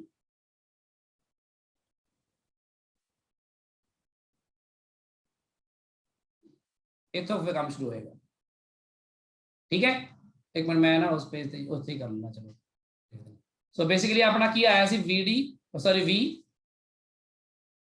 = m upon n e² tau L/A ਤੇ ਇਧਰ ਕੀ ਸੀਗਾ I ਆ ਆਇਆ ਨਾ ਸੋ ਪਿਛਲਾ ਸਾਰਾ ਸੋਲਵ ਕਰਨਾ ਹੈ ਆਪਣਾ ਹੁਣ ਇਸ ਤੋਂ ਬਾਅਦ ਮੈਂ ਕਹੂੰਗਾ comparing it with Ohm's law मैं इसलिए लिख रहा है सब चीज़ां कि ਤੁਸੀਂ ਪੇਪਰ 'ਚ ਲਿਖ ਸਕੋ ਤੇ ਲਿਖਣ ਦਾ ਤਰੀਕਾ ਤੁਹਾਨੂੰ ਪਤਾ ਹੋਵੇ ਨਹੀਂ ਤਾਂ ਮੈਂ ਇਹ ਸਿੱਧਾ ਵੀ ਕਰ ਸਕਦਾ ਸੀ ਸੋ ਧਿਆਨ ਰੱਖਿਓ ਨੋਟਸ ਵੀ ਪ੍ਰੋਪਰ ਬਣਾਇਓ ਆਪਣੇ comparing with Ohm's law that is V = RI ठीक है, वी गेट आर किदे बराबर है फिर, आया कि नहीं, देखो यस सर, आर आ गया। ਹੁਣ ਇਹਨੂੰ ਵੀ ਕੰਪੇਅਰ ਕਰ ਲੈ ਜੇ ਬੰਦਾ, ਹੁਣ ਰੈਜ਼ਿਸਟੈਂਸ ਦਾ ਤੁਹਾਨੂੰ ਪਤਾ ਹੈ ਐਜ਼ ਵੀ ਨੋ, ਤਾਂ ਕੰਪੇਅਰਿੰਗ ਇਟ, ਇਹਨੂੰ ਵੀ ਕੰਪੇਅਰ ਕਰੋ ਵਿਦ ਕੀ ਕੰਪੇਅਰ ਕਰਨਾ, r ਇਕੁਅਲ ਟੂ ਰੋ l ਬਾਈ a ਹੁੰਦਾ ਨਾ, ਹਾਂਜੀ ਸਰ, ਠੀਕ ਹੈ, ਵੀ ਗੈਟ ਫਿਰ ਰੋ ਤੁਹਾਡਾ ਕੀ ਹੈ, ਆ ਹੈ ਨਾ ਰੋ, ਫਿਰ ਤੁਹਾਡਾ l ਬਾਈ a ਕੱਢ ਦੋ, m upon n e square tau, ਇਹ ਗੱਲ ਕਲੀਅਰ ਹੋਈ ਸਭ ਨੂੰ। ਆ ਮੰਗ ਰਹੇ ਸੀ ਐਕਸਪ੍ਰੈਸ਼ਨ, ਉਹ ਵਾਲਾ ਨਹੀਂ ਮੰਗ ਰਹੇ ਆ ਰਹੇ ਓਵਰ ਐਲ ਵਾਲਾ, ਆ ਐਕਸਪ੍ਰੈਸ਼ਨ ਮੰਗ ਰਹੇ ਸੀ, ਸਮਝ ਲੱਗੀ ਸਭ ਨੂੰ ਗੱਲ। Yes Yes, sir. ਆ ਜਿਹੜੀ ਰੈਜ਼ਿਸਟਿਵਿਟੀ ਆਈ ਹੈ, ਹੁਣ ਇਹਦੇ ਤੇ ਆਪਾਂ ਗੱਲ ਕਰਦੇ, ਇਹਦੇ ਫੈਕਟਰਸ ਵੀ ਤਾਂ ਡਿਪੈਂਡ ਨਾ, factors on which it depends, factors affecting ਰੋ, ਉਹਦੇ ਲਈ ਆਪਣੇ ਕੋਲ ਰੋ ਦਾ ਐਕਸਪ੍ਰੈਸ਼ਨ ਹੈਗਾ, ਹੁਣ rho is equal to m upon n e square tau। ਇਹਦੇ ਵਿੱਚ ਦੇਖੋ ਮਾਸ ਆਫ ਇਲੈਕਟ੍ਰੋਨ ਤੇ ਚਾਰਜ ਔਨ ਇਲੈਕਟ੍ਰੋਨ ਨੂੰ ਤਾਂ ਤੁਸੀਂ ਛੱਡ ਹੀ ਦਿਓ, ਤਾਂ ਤੁਹਾਨੂੰ ਪਤਾ ਨਹੀਂ ਫਰਕ ਪੈਂਦਾ ਨਾ ਉਹਦੇ ਨਾਲ ਕੋਈ, ਹੈਨਾ। ਸੋ ਪਹਿਲੀ ਚੀਜ਼ ਤਾਂ ਇਹ ਕਿ ਜਿਹੜਾ ਰੋ ਹੈ ਉਹ ਇਨਵਰਸਲੀ ਪ੍ਰੋਪੋਰਸ਼ਨਲ ਕਿਹਦੇ ਹੋਏਗਾ, number of electrons, number density ਦੇ, ਹੈਨਾ, ਨੰਬਰ ਆਫ ਇਲੈਕਟ੍ਰੋਨਸ ਪਰ ਯੂਨਿਟ ਵੋਲਿਊਮ। ਮਤਲਬ ਜਿਹੜੇ ਮਟੀਰੀਅਲ ਦੇ ਵਿੱਚ ਇਲੈਕਟ੍ਰੋਨਸ, ਫ੍ਰੀ ਇਲੈਕਟ੍ਰੋਨ ਦੀ ਡੈਂਸਿਟੀ ਬਹੁਤ ਜ਼ਿਆਦਾ ਹੋਏਗੀ, ਹੈਨਾ, ਤੇ ਉਹਨਾਂ ਦੇ ਵਿੱਚ ਰੈਜ਼ਿਸਟਿਵਿਟੀ ਬਹੁਤ ਘੱਟ ਹੋਏਗੀ, क्योंकि जिन्हें ज्यादा इलेक्ट्रॉन होंगे उन्हें ज्यादा चार्ज पास करेगा ना, तो ज्यादा चार्ज पास करता है रेजिस्टेंस घट है, रेजिस्टिविटी घट है ना, आ भी गल फिर नाल ही आ गई। ਤੇ ਦੂਜੀ ਗੱਲ ਜਿਹੜਾ ਦੂਸਰਾ ਫੈਕਟਰ ਹੈ, ਬੜਾ ਇੰਪੋਰਟੈਂਟ ਫੈਕਟਰ ਹੈ, ਉਹ ਹੈਗਾ ਕਿ ਰੈਜ਼ਿਸਟਿਵਿਟੀ ਜਿਹੜੀ ਹੈ ਇਨਵਰਸਲੀ ਪ੍ਰੋਪੋਰਸ਼ਨਲ ਟੂ ਕਿਹਦੇ ਹੁੰਦੀ ਹੈ, ਟੌ ਦੇ। ਇੱਥੋਂ ਹੀ ਬੜੀ ਇੰਪੋਰਟੈਂਟ ਗੱਲ ਨਿਕਲ ਕੇ ਆਉਂਦੀ ਹੈ ਸਾਡੇ ਕੋਲ, ਉੱਪਰ ਵਾਲੀ ਤੇ ਚਲੋ ਗੱਲ ਅੰਡਰਸਟੂਡ ਹੀ ਹੈ ਕਿ ਜਦੋਂ ਟੈਂਪਰੇਚਰ ਇਨਕਰੀਜ਼ ਕਰਦਾ ਹੈ ਤਾਂ ਟੈਂਪਰੇਚਰ ਇਨਕਰੀਜ਼ ਕਰਨ ਦੇ ਨਾਲ ਟੌ ਕੀ ਹੁੰਦਾ ਹੈ, डिक्रीज करता है। तो जो टॉ डिक्रीज करता है ऊपरले रिलेशन तो की पता लगता है, फिर रो इंक्रीज करता है। यानी कि सीधा सीधा मामला ये हो गया कि जो टेंपरेचर इंक्रीज करता है तो रो, है ना, वाया टॉ पाई गल गई है, पर रो इंक्रीज करता है। ये भी एक फैक्टर ਇਹਦੇ ਵਿੱਚ ਨਿਕਲ ਕੇ ਆਇਆ, ਬੜਾ ਇੰਪੋਰਟੈਂਟ ਫੈਕਟਰ। ਸਮਝ ਲੱਗੀ ਗੱਲ, ਟੈਂਪਰੇਚਰ ਵਾਲਾ ਫੈਕਟਰ ਜਿਹੜਾ ਇਹ ਚ ਹੈ ਵੀ ਨਹੀਂ, ਪਰ ਉਹਦੇ ਨਾਲ ਅਸਰ ਪੈ ਰਿਹਾ ਉੱਤੇ। ਸੋ ਜਦੋਂ ਟੈਂਪਰੇਚਰ ਵਧਾ ਦਿੰਦੇ ਆ ਤਾਂ ਰੈਜ਼ਿਸਟਿਵਿਟੀ ਵੱਧ ਜਾਂਦੀ ਹੈ। ਤੇ ਤੁਸੀਂ ਸੋਚ ਕੇ ਦੇਖੋ, ਹੁਣ ਮੈਨੂੰ ਇੱਕ ਗੱਲ ਦੱਸੋ ਕਿ ਜੇ ਰੈਜ਼ਿਸਟੈਂਸ ਦੀ ਵੈਲਿਊ ਰੋ L ਬਾਈ A ਹੁੰਦੀ ਹੈ ਤੇ ਟੈਂਪਰੇਚਰ ਵਧਾਉਣ ਦੇ ਨਾਲ ਜੇ L ਤੇ A ਦੀ ਜਿਹੜੀ ਚੇਂਜਸ ਨੇ ਉਹਨੂੰ ਮੈਂ ਇਗਨੋਰ ਕਰ ਦਵਾਂ, ਜਿਵੇਂ ਹੁਣੀ ਗੁਰਾਂਸ਼ ਗੱਲ ਕਰ ਰਹੀ, ਤਾਂ ਵੀ ਜਿਹੜੀ ਟੈਂਪਰੇਚਰ ਵਧਾਉਣ ਨਾਲ ਕਿਉਂਕਿ ਰੋ ਵਧੀ ਤਾਂ R ਵੀ ਵਧੇਗੀ। ਯਾਨੀ ਕਿ ਟੈਂਪਰੇਚਰ ਇਨਕਰੀਜ਼ ਦੇ ਹੋਣ ਦੇ ਨਾਲ R ਵੀ ਕੀ ਹੁੰਦੀ ਹੈ, ਇਨਕਰੀਜ਼ ਕਰਦੀ ਹੈ।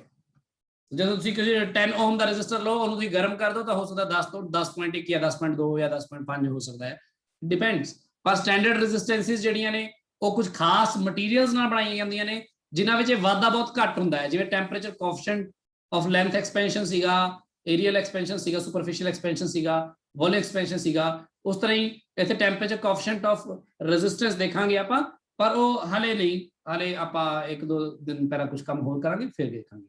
ਆ ਗੱਲ ਕਲੀਅਰ ਹੋ ਗਈ ਸਭ ਨੂੰ? Yes sir. ਤੇ ਬਾਕੀ ਇਹਨਾਂ ਦੇ ਨਾਲ ਜੁੜਦੀਆਂ ਆਪਾਂ ਕੁਝ ਟਰਮਸ ਡਿਫਾਈਨ ਕੀਤੀਆਂ। ਤੁਹਾਨੂੰ ਪਤਾ ਕਿ ਰੈਜ਼ਿਸਟੈਂਸ ਜਿਹੜੀ ਹੈ, ਰੈਜ਼ਿਸਟੈਂਸ ਜਿਹਨੂੰ ਆਪਾਂ R ਨਾਲ ਡਿਨੋਟ ਕਰਦੇ ਹਾਂ, ਇਹਦੀ ਯੂਨਿਟਸ ਕੀ ਹੁੰਦੀਆਂ ਨੇ? ਆਪਾਂ ਇਹ ਸਿੰਬਲ ਯੂਜ਼ ਕਰਦੇ ਹਾਂ ਜਾਂ ਐ ਲਿਖ ਦਿੰਦੇ ਹਾਂ OHM, ठीक है, ओम यूज करते हैं, ऐसा यूनिट की गल कर रहे हैं। रेजिस्टेंस दे डायमेंशंस दस सकदा कोई की होगी डायमेंशनल एनालिसिस दे हिसाब नाल? वैसे ही जस्ट एक सवाल, ਇਹਦੇ ਡਾਇਮੈਂਸ਼ਨ ਬੇਸਿਕਲੀ ਇਹੀ ਹੋਣਗੇ, ਪੋਟੈਂਸ਼ੀਅਲ ਦੇ ਡਾਇਮੈਂਸ਼ਨਸ ਡਿਵਾਈਡ ਬਾਈ ਕਰੰਟ ਦੇ ਡਾਇਮੈਂਸ਼ਨ, ਹੈ ਨਾ? ਹਾਂਜੀ ਸਰ। ਪੋਟੈਂਸ਼ੀਅਲ ਕੀ ਹੁੰਦਾ ਹੈ? Work done to take the unit positive charge in work divided by Q ਹੁੰਦਾ ਹੈ ਨਾ ਬੇਸਿਕਲੀ, ਹੈ ਨਾ? ਹਾਂਜੀ।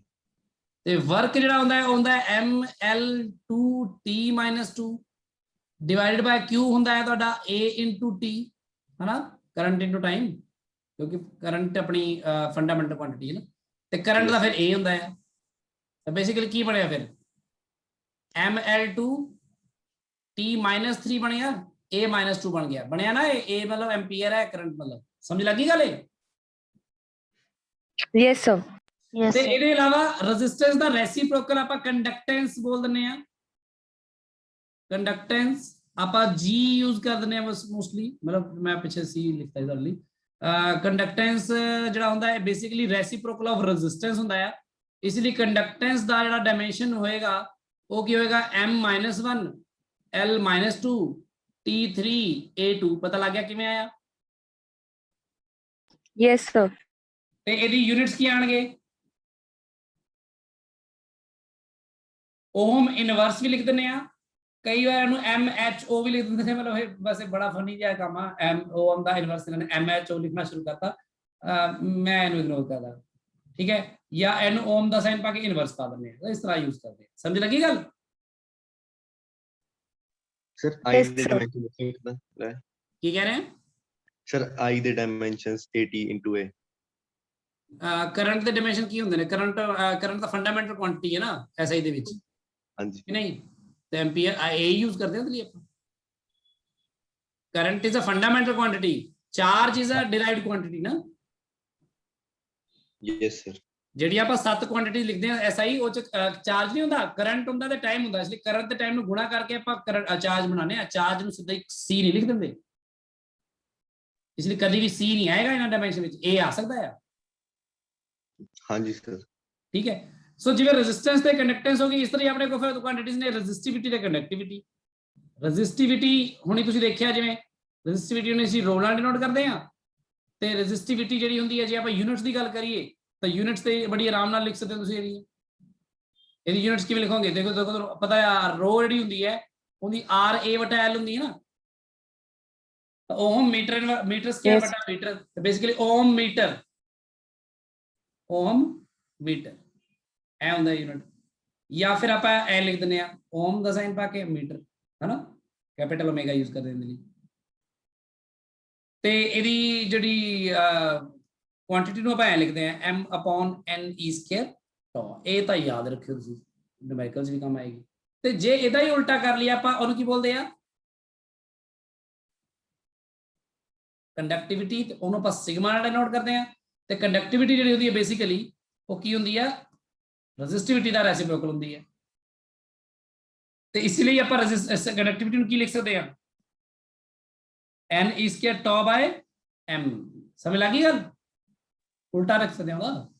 Yes sir. Yes, sir. ਇਹਦੇ ਯੂਨਿਟਸ ਕੀ ਹੋਣਗੇ? ओम इनवर्स मीटर इनवर्स ਆਈ ਹੋਏਗਾ ਨਾ। ਤੇ ਡਾਇਮੈਂਸ਼ਨਸ ਮੈਂ ਇਹਨਾਂ ਦੋਨਾਂ ਦੀ ਤੁਹਾਡੇ ਤੇ ਛੱਡਦਾ ਆ, ਤੁਸੀਂ ਡਾਇਮੈਂਸ਼ਨਸ ਹੁਣ ਕਰ ਸਕਦੇ ਹੋ ਇਹਦੇ ਨਾਮ ਨਾਲ। ਬਸ ਆ A ਤੇ L ਨੂੰ ਐਡਜਸਟ ਕਰਨਾ, ਆਦੀ ਤਾਂ ਤੁਸੀਂ ਪਿੱਛੇ ਕਰ ਲਈ ਸੀ, ਹਨਾ।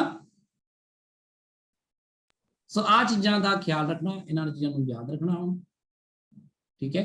ਕਿੱਥੇ ਆਪਾਂ ਕਿਹੜੀ ਚੀਜ਼ ਨੂੰ ਯੂਜ਼ ਕਰਦੇ ਆ, ਕਿਹਦਾ ਕੀ ਮਤਲਬ ਹੁੰਦਾ ਆ, ਇਹਨਾਂ ਨੂੰ ਜਿਵੇਂ ਮਰਜ਼ੀ ਇੱਕ ਦੂਜੇ ਚ ਕਨਵਰਟ ਕਰਕੇ ਤੁਸੀਂ ਐਟ ਦਾ ਟਾਈਮ ਜੇ ਕੁਝ ਭੁੱਲ ਜਾਓ ਤਾਂ ਸੋਚ ਸਕਦੇ ਹੋ।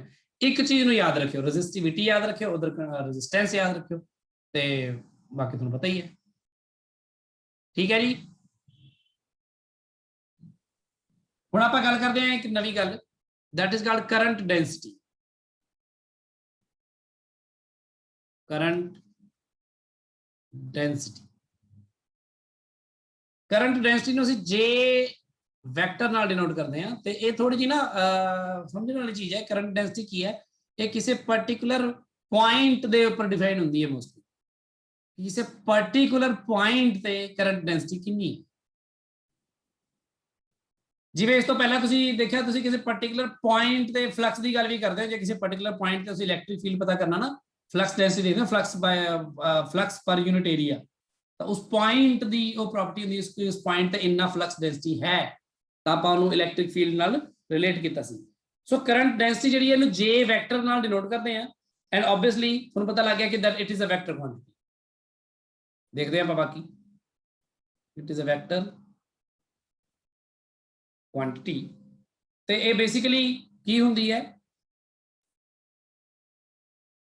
ਮੰਨ ਲਓ ਆ ਕੋਈ ਕੰਡਕਟਰ ਹੈ,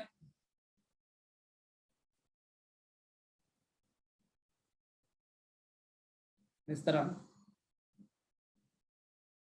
ਇਹਦੇ ਚੋਂ ਮੰਨ ਲਓ ਇਧਰੋਂ ਕਰੰਟ ਜਾ ਰਿਹਾ I, ਇਹਦੀ ਏਰੀਆ ਆਫ ਕ੍ਰਾਸ ਸੈਕਸ਼ਨ ਜਿਹੜਾ ਹੈਗਾ ਉਹ ਹੈਗਾ A। ਤਾਂ ਇੱਕ ਤਾਂ ਬਾਈ ਡੈਫੀਨੇਸ਼ਨ ਸਿੰਪਲ ਜੀ ਗੱਲ ਹੈ, ਇਹਨੂੰ ਬਾਈ ਮੈਗਨੀਟਿਊਡ ਆਪਾਂ ਡਿਫਾਈਨ ਕਰਦਾ ਕਰੰਟ ਡਿਵਾਈਡ ਬਾਈ ਏਰੀਆ, ਇਹਨੂੰ ਕਹਿੰਦੇ ਕਰੰਟ ਡੈਂਸਿਟੀ, ਯਾਨੀ current divide by the cross sectional area ਜਿਹਦੇ ਵਿੱਚੋਂ ਕਿ ਕਰੰਟ ਦੇ ਪਾਸ ਕਰਨ ਦੀ ਆਪਾਂ ਗੱਲ ਕਰ ਰਹੇ ਹਾਂ। ਸੋ J is current density, that is equal to current by area। ਸੋ ਇਹਦੀ ਡੈਫੀਨੇਸ਼ਨ ਲਿਖ ਲਓ ਇੱਕ ਵਾਰੀ, the current density ਸਾਰੇ ਨੇ ਲਿਖੋ, current density is defined as current flowing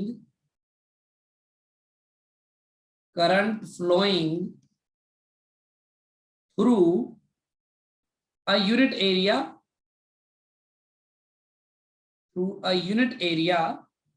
and important ਗੱਲ जो है that area must be normal to the direction of flow of current।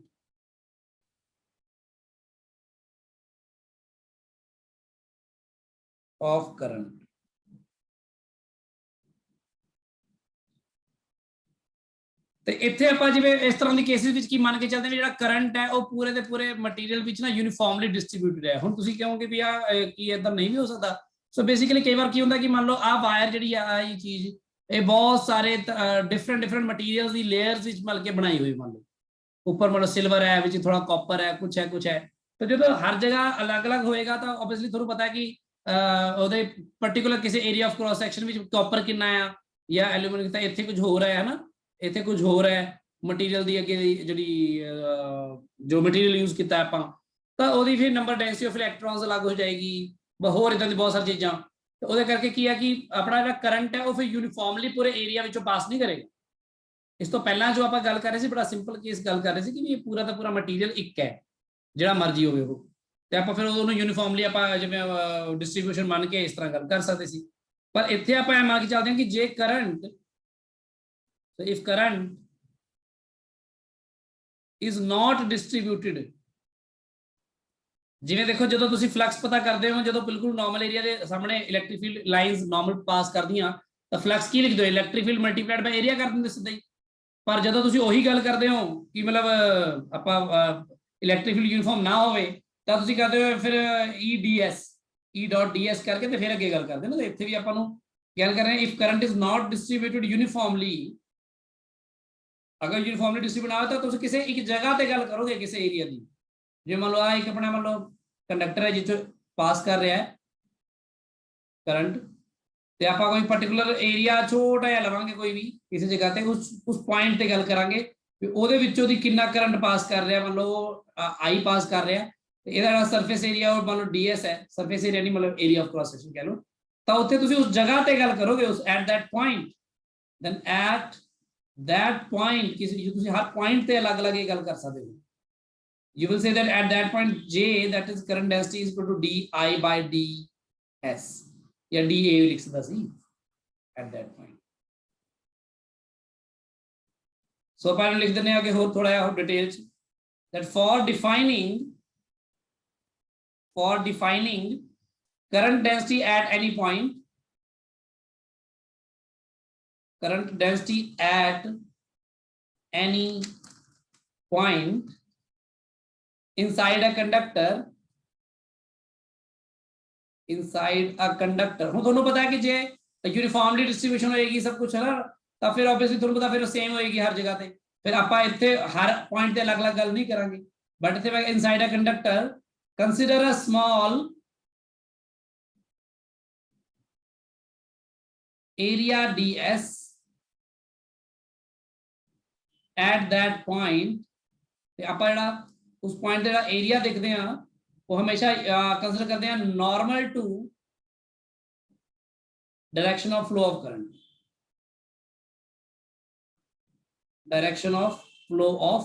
Current, ਤਾਂ ਫਿਰ ਆਪਾਂ ਉੱਥੇ ਉਸ ਜਗ੍ਹਾ ਤੇ ਕਹਿੰਦੇ ਨੇ J is equal to di by ds, ਕਿਉਂਕਿ ਜੇ ਏਰੀਆ ਨਾਰਮਲ ਨਹੀਂ ਹੋਊਗਾ ਨਾ ਫਿਰ ਆਪਾਂ ਨੂੰ ਡਾਟ ਪ੍ਰੋਡਕਟ ਵਾਲੀ ਉਸ ਚੀਜ਼ 'ਚ ਜਾਣਾ ਪੈਣਾ। ਜਿਵੇਂ ਕਿ ਮੰਨ ਲਓ ਜੇ ਤੁਸੀਂ ਏਰੀਆ ਨਾਰਮਲ ਨਹੀਂ ਹੈਗਾ ਤੁਹਾਡਾ, ਤੁਸੀਂ ਇੰਨਾ ਐ ਏਰੀਆ ਲਿਆ ਤੇ ਮੰਨ ਲਓ ਏਰੀਆ ਜਿਹੜਾ ਹੈਗਾ ਉਹ ਉਹਦਾ ਇਧਰ ਨੂੰ ਹੋ ਗਿਆ ds ਵੈਕਟਰ।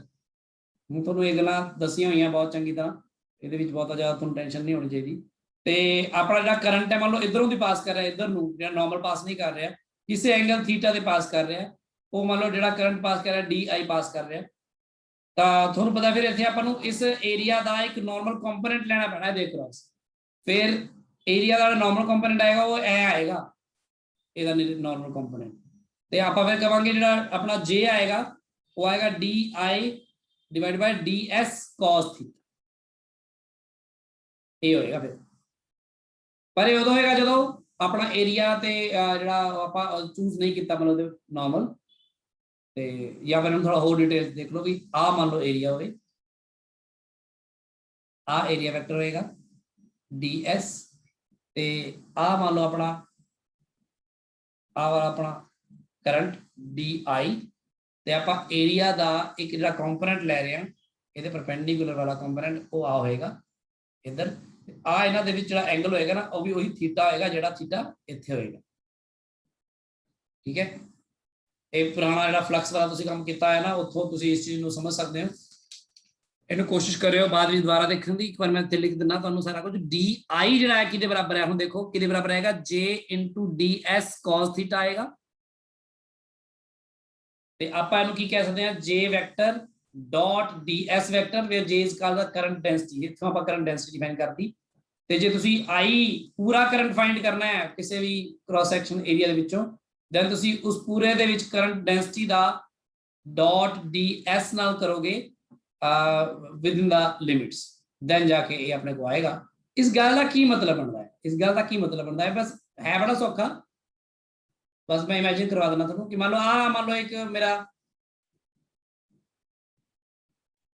ਕੰਡਕਟਰ ਹੈ, ਤੇ ਕੰਡਕਟਰ ਵਿੱਚ ਕੀ ਹੈ ਕਿ ਅਲੱਗ-ਅਲੱਗ ਮਟੀਰੀਅਲ ਨੇ, ਇੱਥੇ ਮਟੀਰੀਅਲ ਕੁਝ ਹੋਰ ਹੈ, ਇੱਥੇ ਕੁਝ ਹੋਰ ਹੈ, ਇੱਥੇ ਕੁਝ ਹੋਰ ਹੈ, ਅੱਗੇ ਤੱਕ ਮੰਨ ਲਓ, ਤੇ ਹਰ ਜਗ੍ਹਾ ਅਲੱਗ-ਅਲੱਗ ਹੈ। ਤਾਂ ਫਿਰ ਜੇ ਕ੍ਰਾਸ ਸੈਕਸ਼ਨ ਏਰੀਆ ਵੀ ਲਓਗੇ ਤਾਂ ਫਿਰ ਇਹਦੇ ਅਕ੍ਰੋਸ ਜਿਹੜਾ ਕਰੰਟ ਡੈਂਸਿਟੀ ਕੁਝ ਹੋਰ ਹੋਏਗੀ ਨਾ, ਕਰੰਟ ਪਰ ਯੂਨਿਟ ਏਰੀਆ, ਇਹਦੇ ਅਕ੍ਰੋਸ ਕੁਝ ਹੋਰ ਹੋਏਗੀ, ਇਹਦੇ ਅਕ੍ਰੋਸ ਕੁਝ ਹੋਰ ਹੋਏਗੀ। ਤਾਂ ਤੁਸੀਂ ਹਰ ਜਗ੍ਹਾ ਤੇ ਜਿਹੜੀ ਕਰੰਟ ਡੈਂਸਿਟੀ ਹੋਏਗੀ ਉਹਦਾ ds ਨਾਲ ਮਲਟੀਪਲਾਈ ਕਰੋਗੇ ਤਾਂ ਉਸ ਜਗ੍ਹਾ ਦਾ ਕਰੰਟ ਆ ਜਾਏਗਾ ਤੁਹਾਨੂੰ, ਜੋ ਵੀ ਕਰੰਟ ਇੱਥੋਂ ਆਏਗਾ, ਫਿਰ ਜੋ ਇੱਥੋਂ ਆਏਗਾ, ਜੋ ਇੱਥੋਂ ਆਏਗਾ, ਸੋ ਛੋਟੇ ਛੋਟੇ di ਕਰੰਟਸ ਨੂੰ ਐਡ ਕਰੋਗੇ ਤੁਸੀਂ ਤਾਂ ਤੁਹਾਡੇ ਕੋਲ ਟੋਟਲ ਕਰੰਟ ਆਏਗਾ।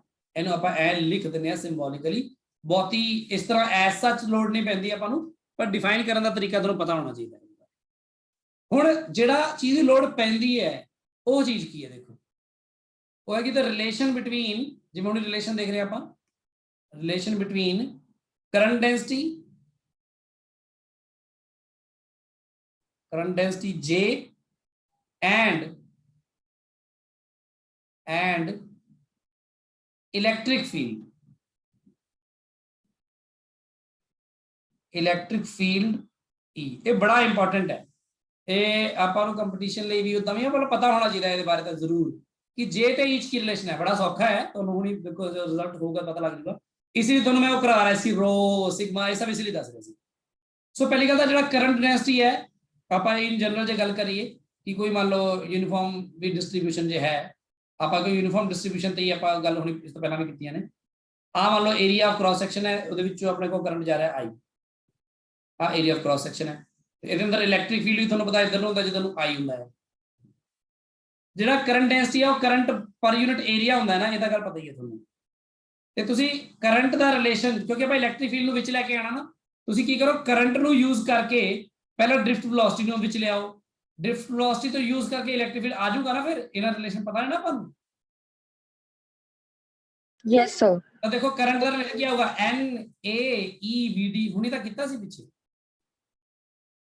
A ਨਾਲ A ਕੱਟਿਆ ਗਿਆ, ਫਿਰ ਜਿਹੜਾ ਆ ਹੈਗਾ ਵਾ NeVD ਦਾ ਰਿਲੇਸ਼ਨ ਫਿਰ ਇਨ terms of electric field EE tau by m ਵੀ ਤਾਂ ਹੈਗਾ, ਦੇਖੋ। ਤਾਂ ਫਿਰ J ਜਿਹੜਾ ਹੈ ਤੁਹਾਡਾ ਉਹ ਬੇਸਿਕਲੀ ਬਣ ਜਾਏਗਾ NE² tau by m times E ਬਣ ਗਿਆ ਨਾ, ਠੀਕ ਹੈ ਨਾ। ਸਮਝ ਲੱਗੀ ਗੱਲ ਕਿ ਨਹੀਂ? Yes, sir. Yes, sir. NE² tau by m ਕੀ ਹੈ, ਦੇਖੋ ਪਿਛਲੇ results, NE² tau by m ਕੀ ਹੈ, ਕੀ ਹੈ? Sigma. Conductivity. Conductivity. This is the conductivity sigma E. ਸੋ ਆ ਆਪਣੇ ਕੋਲ ਜਿਹੜਾ ਬਣ ਗਿਆ ਨਾ ਆ ਰਿਜ਼ਲਟ ਹੈਗਾ between the current density and electric field at any point, ਕਿਉਂਕਿ electric field at any point defined ਹੁੰਦਾ ਹੈ ਇਨ ਜਨਰਲ। ਇਹ ਇਨ ਜਨਰਲ ਗੱਲ ਬਣ ਗਈ। ਇੱਥੇ ਸਿਗਮਾ ਕੀ ਹੈ, ਕੰਡਕਟਿਵਿਟੀ। ਹੁਣ ਆ ਗੱਲ ਤੁਹਾਨੂੰ ਬਹੁਤੀ ਕਹਿਣ ਦੀ ਲੋੜ ਨਹੀਂ, ਕਿਉਂਕਿ ਤੁਸੀਂ ਪਿਛਲੇ ਪੇਜਿਸ ਤੇ ਆਹੀ ਤਾਂ ਲਿਖਿਆ ਹੈ, sigma is conductivity. And sigma ਕਿਸ ਤੇ ਡਿਪੈਂਡ ਕਰੇਗੀ, ਮਟੀਰੀਅਲ ਤੇ ਕਿ ਲੈਂਥ ਵਗੈਰਾ ਤੇ? It depends on material and temperature, ਹੈ ਨਾ। ਜਿਵੇਂ ਰੈਜ਼ਿਸਟਿਵਿਟੀ ਹੁੰਦੀ ਹੈ ਉਵੇਂ ਕੰਡਕਟਿਵਿਟੀ ਹੁੰਦੀ ਹੈ ਨਾ। ਤੇ ਇਸੇ ਚੀਜ਼ ਨੂੰ ਅਸੀਂ ਕਿਵੇਂ ਲਿਖ ਸਕਦੇ ਹਾਂ? ਇਸੇ ਚੀਜ਼ ਨੂੰ ਅਸੀਂ ਲਿਖ ਸਕਦੇ ਹਾਂ J is equal to sigma times E, ਇਸ ਤਰ੍ਹਾਂ ਵੀ ਲਿਖ ਸਕਦੇ ਹਾਂ, ਠੀਕ ਹੈ। ਸੋ ਕਰੰਟ ਡੈਂਸਿਟੀ ਜਿਹੜੀ ਹੁੰਦੀ ਹੈ ਬੇਸਿਕਲੀ ਜਿਵੇਂ ਕਰੰਟ ਇਲੈਕਟ੍ਰਿਕ ਫੀਲਡ ਦੀ ਡਾਇਰੈਕਸ਼ਨ ਹੁੰਦਾ ਹੈ, ਕਰੰਟ ਡੈਂਸਿਟੀ ਵੀ ਇਲੈਕਟ੍ਰਿਕ ਫੀਲਡ ਦੀ ਡਾਇਰੈਕਸ਼ਨ ਹੁੰਦੀ ਹੈ ਉਸ ਪਾਰਟਿਕੂਲਰ ਪੁਆਇੰਟ ਤੇ। ਇਸ ਨੂੰ ਪਤਾ ਕੀ ਬੋਲਦੇ ਆ, ਇਹ ਬੜੀ ਇੰਪੋਰਟੈਂਟ ਗੱਲ ਹੈ, ਇਹਨੇ ਕਹਿੰਦੇ ਓਮਸ ਲਾ ਇਨ ਵੈਕਟਰ ਫਾਰਮ। ਇਹ ਵੀ ਓਮਸ ਲਾ ਹੀ ਹੈ। ਜਿਹੜਾ ਤੁਸੀਂ ਉਹ ਕਰਦੇ ਹੋ V = RI, ਉਹ ਕੀ ਹੁੰਦਾ ਹੈ? ਉਹਦਾ ਓਮਸ ਲਾ ਹੁੰਦਾ ਹੈ, ਸਿੰਪਲੀ ਸਕੇਲਰ ਫਾਰਮ, ਕਿਉਂਕਿ ਇਲੈਕਟ੍ਰਿਕ ਪੋਟੈਂਸ਼ੀਅਲ ਵੀ ਇੱਕ ਸਕੇਲਰ ਕੁਆਂਟੀਟੀ ਹੈ, ਕਰੰਟ ਵੀ ਸਕੇਲਰ ਕੁਆਂਟੀਟੀ ਹੈ। R ਉੱਥੇ ਯੂਜ਼ ਹੁੰਦਾ ਹੈ ਰੈਜ਼ਿਸਟੈਂਸ ਵਾਲਾ, ਪਰ ਇੱਥੇ ਦੇਖੋ ਕੰਡਕਟਿਵਿਟੀ ਯੂਜ਼ ਹੁੰਦੀ ਹੈ, ਕਰੰਟ ਡੈਂਸਿਟੀ ਯੂਜ਼ ਹੁੰਦੀ ਹੈ, ਤੇ ਦੂਜੇ ਪਾਸੇ ਇਲੈਕਟ੍ਰਿਕ ਫੀਲਡ ਯੂਜ਼ ਹੁੰਦਾ ਹੈ। ਤੇ ਜੇ ਤੁਸੀਂ E = something into J ਕਰਨਾ ਚਾਹੋ ਤਾਂ ਫਿਰ ਤਾਂ ਕੀ ਯੂਜ਼ ਹੋਏਗਾ, ਸੋਚੋ। Resistivity. ਹੈ Resistivity. ਰੈਜ਼ਿਸਟਿਵਿਟੀ, ਹਾਂ। ਜਿਵੇਂ ਇੱਥੇ ਕੰਡਕਟਿਵਿਟੀ ਹੈ, ਉਧਰ ਜਾ ਕੇ ਕੀ ਹੋ ਜਾਏਗੀ 1/σ, that is called resistivity। ਇਹਨੂੰ ਕਹਿੰਦੇ ਨੇ ਓਮਸ ਲਾ ਇਨ ਵੈਕਟਰ ਫਾਰਮ। ਇੱਥੇ ਤੱਕ ਦੱਸੋ ਕਲੀਅਰ ਹੈ ਗੱਲ ਸਭ ਨੂੰ? Yes, sir. Yes, sir. ਠੀਕ ਹੈ। ਸੋ ਇਸ ਤੋਂ ਬਾਅਦ ਜਿਵੇਂ ਇਨ ਜਨਰਲ ਜੇ ਆਪਾਂ ਦੇਖੀਏ, ਅੱਛਾ resistance in series and parallel combination ਵਾਲੀ ਜਿਹੜੀ ਗੱਲ ਹੈ, ਉਹ ਗੱਲ ਤੁਸੀਂ ਪਤਾ ਹੈ ਓਮਸ ਲਾ ਤੋਂ ਬਿਲਕੁਲ ਉਵੇਂ ਜਿਵੇਂ ਕੈਪੈਸਿਟਰਸ ਦੀ ਗੱਲ ਕੀਤੀ ਸੀ ਉਹਨੂੰ ਸਮਝ ਸਕਦੇ ਹੋ। ਜਿਵੇਂ ਕਿ ਮੈਂ ਚਲੋ ਕਰ ਦਿੰਦਾ ਕਿ ਜੇ ਰੈਜ਼ਿਸਟੈਂਸਿਸ ਇਹ ਸ਼ਾਇਦ 10th ਕਲਾਸ ਵਿੱਚ ਸੀਗਾ ਨਾ ਤੁਹਾਨੂੰ, 10th ਕਲਾਸ ਕੀਤਾ ਨਾ ਇਹ? ਤੁਸੀਂ ਬੋਲਦੇ Yes, ਕਿਉਂ ਹੋ? ਸਾਰੇ ਕਿੱਥੇ ਚਲੇ Yes, ਗਏ? sir. Yes, sir. ਰੈਜ਼ਿਸਟੈਂਸਿਸ ਇਨ ਸੀਰੀਜ਼ ਵਿੱਚ ਮੰਨ ਲਓ ਆਪਾਂ ਆ ਰੈਜ਼ਿਸਟੈਂਸ ਲਗਾਈ ਹੈ R1 ਤੇ ਆ ਰੈਜ਼ਿਸਟੈਂਸ ਲਗਾਈ ਹੈ ਮੰਨ ਲਓ R2 ਐਂਡ R3। ਹੁਣ ਤੁਸੀਂ ਸਿਮਿਲਰ ਜਿਵੇਂ ਉੱਥੇ Q = CV ਨੂੰ ਹਰ ਜਗ੍ਹਾ ਤੇ ਆਪਾਂ ਲਗਾ ਕੇ ਸੋਚਦੇ ਸੀ, ਇੱਥੇ ਆਪਾਂ ਓਮਸ ਲਾ ਲਗਾ ਕੇ ਸੋਚਦੇ ਹਾਂ। ਮੰਨ ਲਓ ਆਪਾਂ ਪੋਟੈਂਸ਼ੀਅਲ ਡਿਫਰੈਂਸ ਇਹਦੇ ਅਕ੍ਰੋਸ ਅਪਲਾਈ ਕੀਤਾ ਹੈ V, ਤੇ ਜੇ V ਅਪਲਾਈ ਕੀਤਾ ਤਾਂ ਆਬਵੀਅਸਲੀ ਇਹਦੇ ਅਕ੍ਰੋਸ ਪੋਟੈਂਸ਼ੀਅਲ ਡਿਫਰੈਂਸ ਹੋਏਗਾ ਮੰਨ ਲਓ V1 ਸੀਰੀਜ਼ ਵਿੱਚ ਹੈ ਨਾ, ਇਹਦੇ ਅਕ੍ਰੋਸ ਡ੍ਰੌਪ ਹੋਏਗਾ V2, ਇਹਦੇ ਅਕ੍ਰੋਸ ਡ੍ਰੌਪ ਹੋਏਗਾ V3 ਇਨ ਜਨਰਲ। ਤੇ ਜਿਹੜਾ ਕਰੰਟ ਪਾਸ ਕਰੇਗਾ ਇਹਦੇ ਵਿੱਚੋਂ, ਉਹ ਕਰੰਟ ਸਾਰਿਆਂ ਵਿੱਚੋਂ ਸੇਮ ਪਾਸ ਕਰੇਗਾ ਕਿ ਵੰਡਿਆ ਜਾਏਗਾ? Same. Yes. Same bus. ਇਹੀ ਕਰੰਟ ਆਈ ਇਹਦੇ ਵਿੱਚੋਂ, ਇਹੀ ਇਹਦੇ ਵਿੱਚੋਂ, ਇਹੀ ਇਹਦੇ ਵਿੱਚੋਂ ਵੀ ਪਾਸ ਕਰੇਗਾ। ਸੋ ਜੇ ਓਮਸ ਲਾ ਆਪਾਂ ਕੱਲੇ ਤੇ ਲਗਾਉਣ ਦੀ ਸੋਚੀਏ, ਆਪਾਂ ਨੂੰ ਪਤਾ ਹੈ ਕਿ ਪਹਿਲੇ ਦੇ ਲਈ ਆਪਾਂ ਲਾਵਾਂਗੇ ਤਾਂ ਬੇਸਿਕਲੀ ਆਪਣੇ ਕੋਲ ਜਿਹੜਾ V1 ਹੋਏਗਾ ਉਹ ਬੇਸਿਕਲੀ I × R1 ਹੋਏਗਾ ਜਾਂ R1 × I। ਦੂਜੇ ਲਈ ਫਿਰ V2 ਜਿਹੜਾ ਹੋਏਗਾ ਉਹ I × R2 ਹੋਏਗਾ। ਤੀਜੇ ਲਈ ਜਿਹੜਾ V3 ਹੋਏਗਾ ਉਹ I × R3 ਹੋਏਗਾ।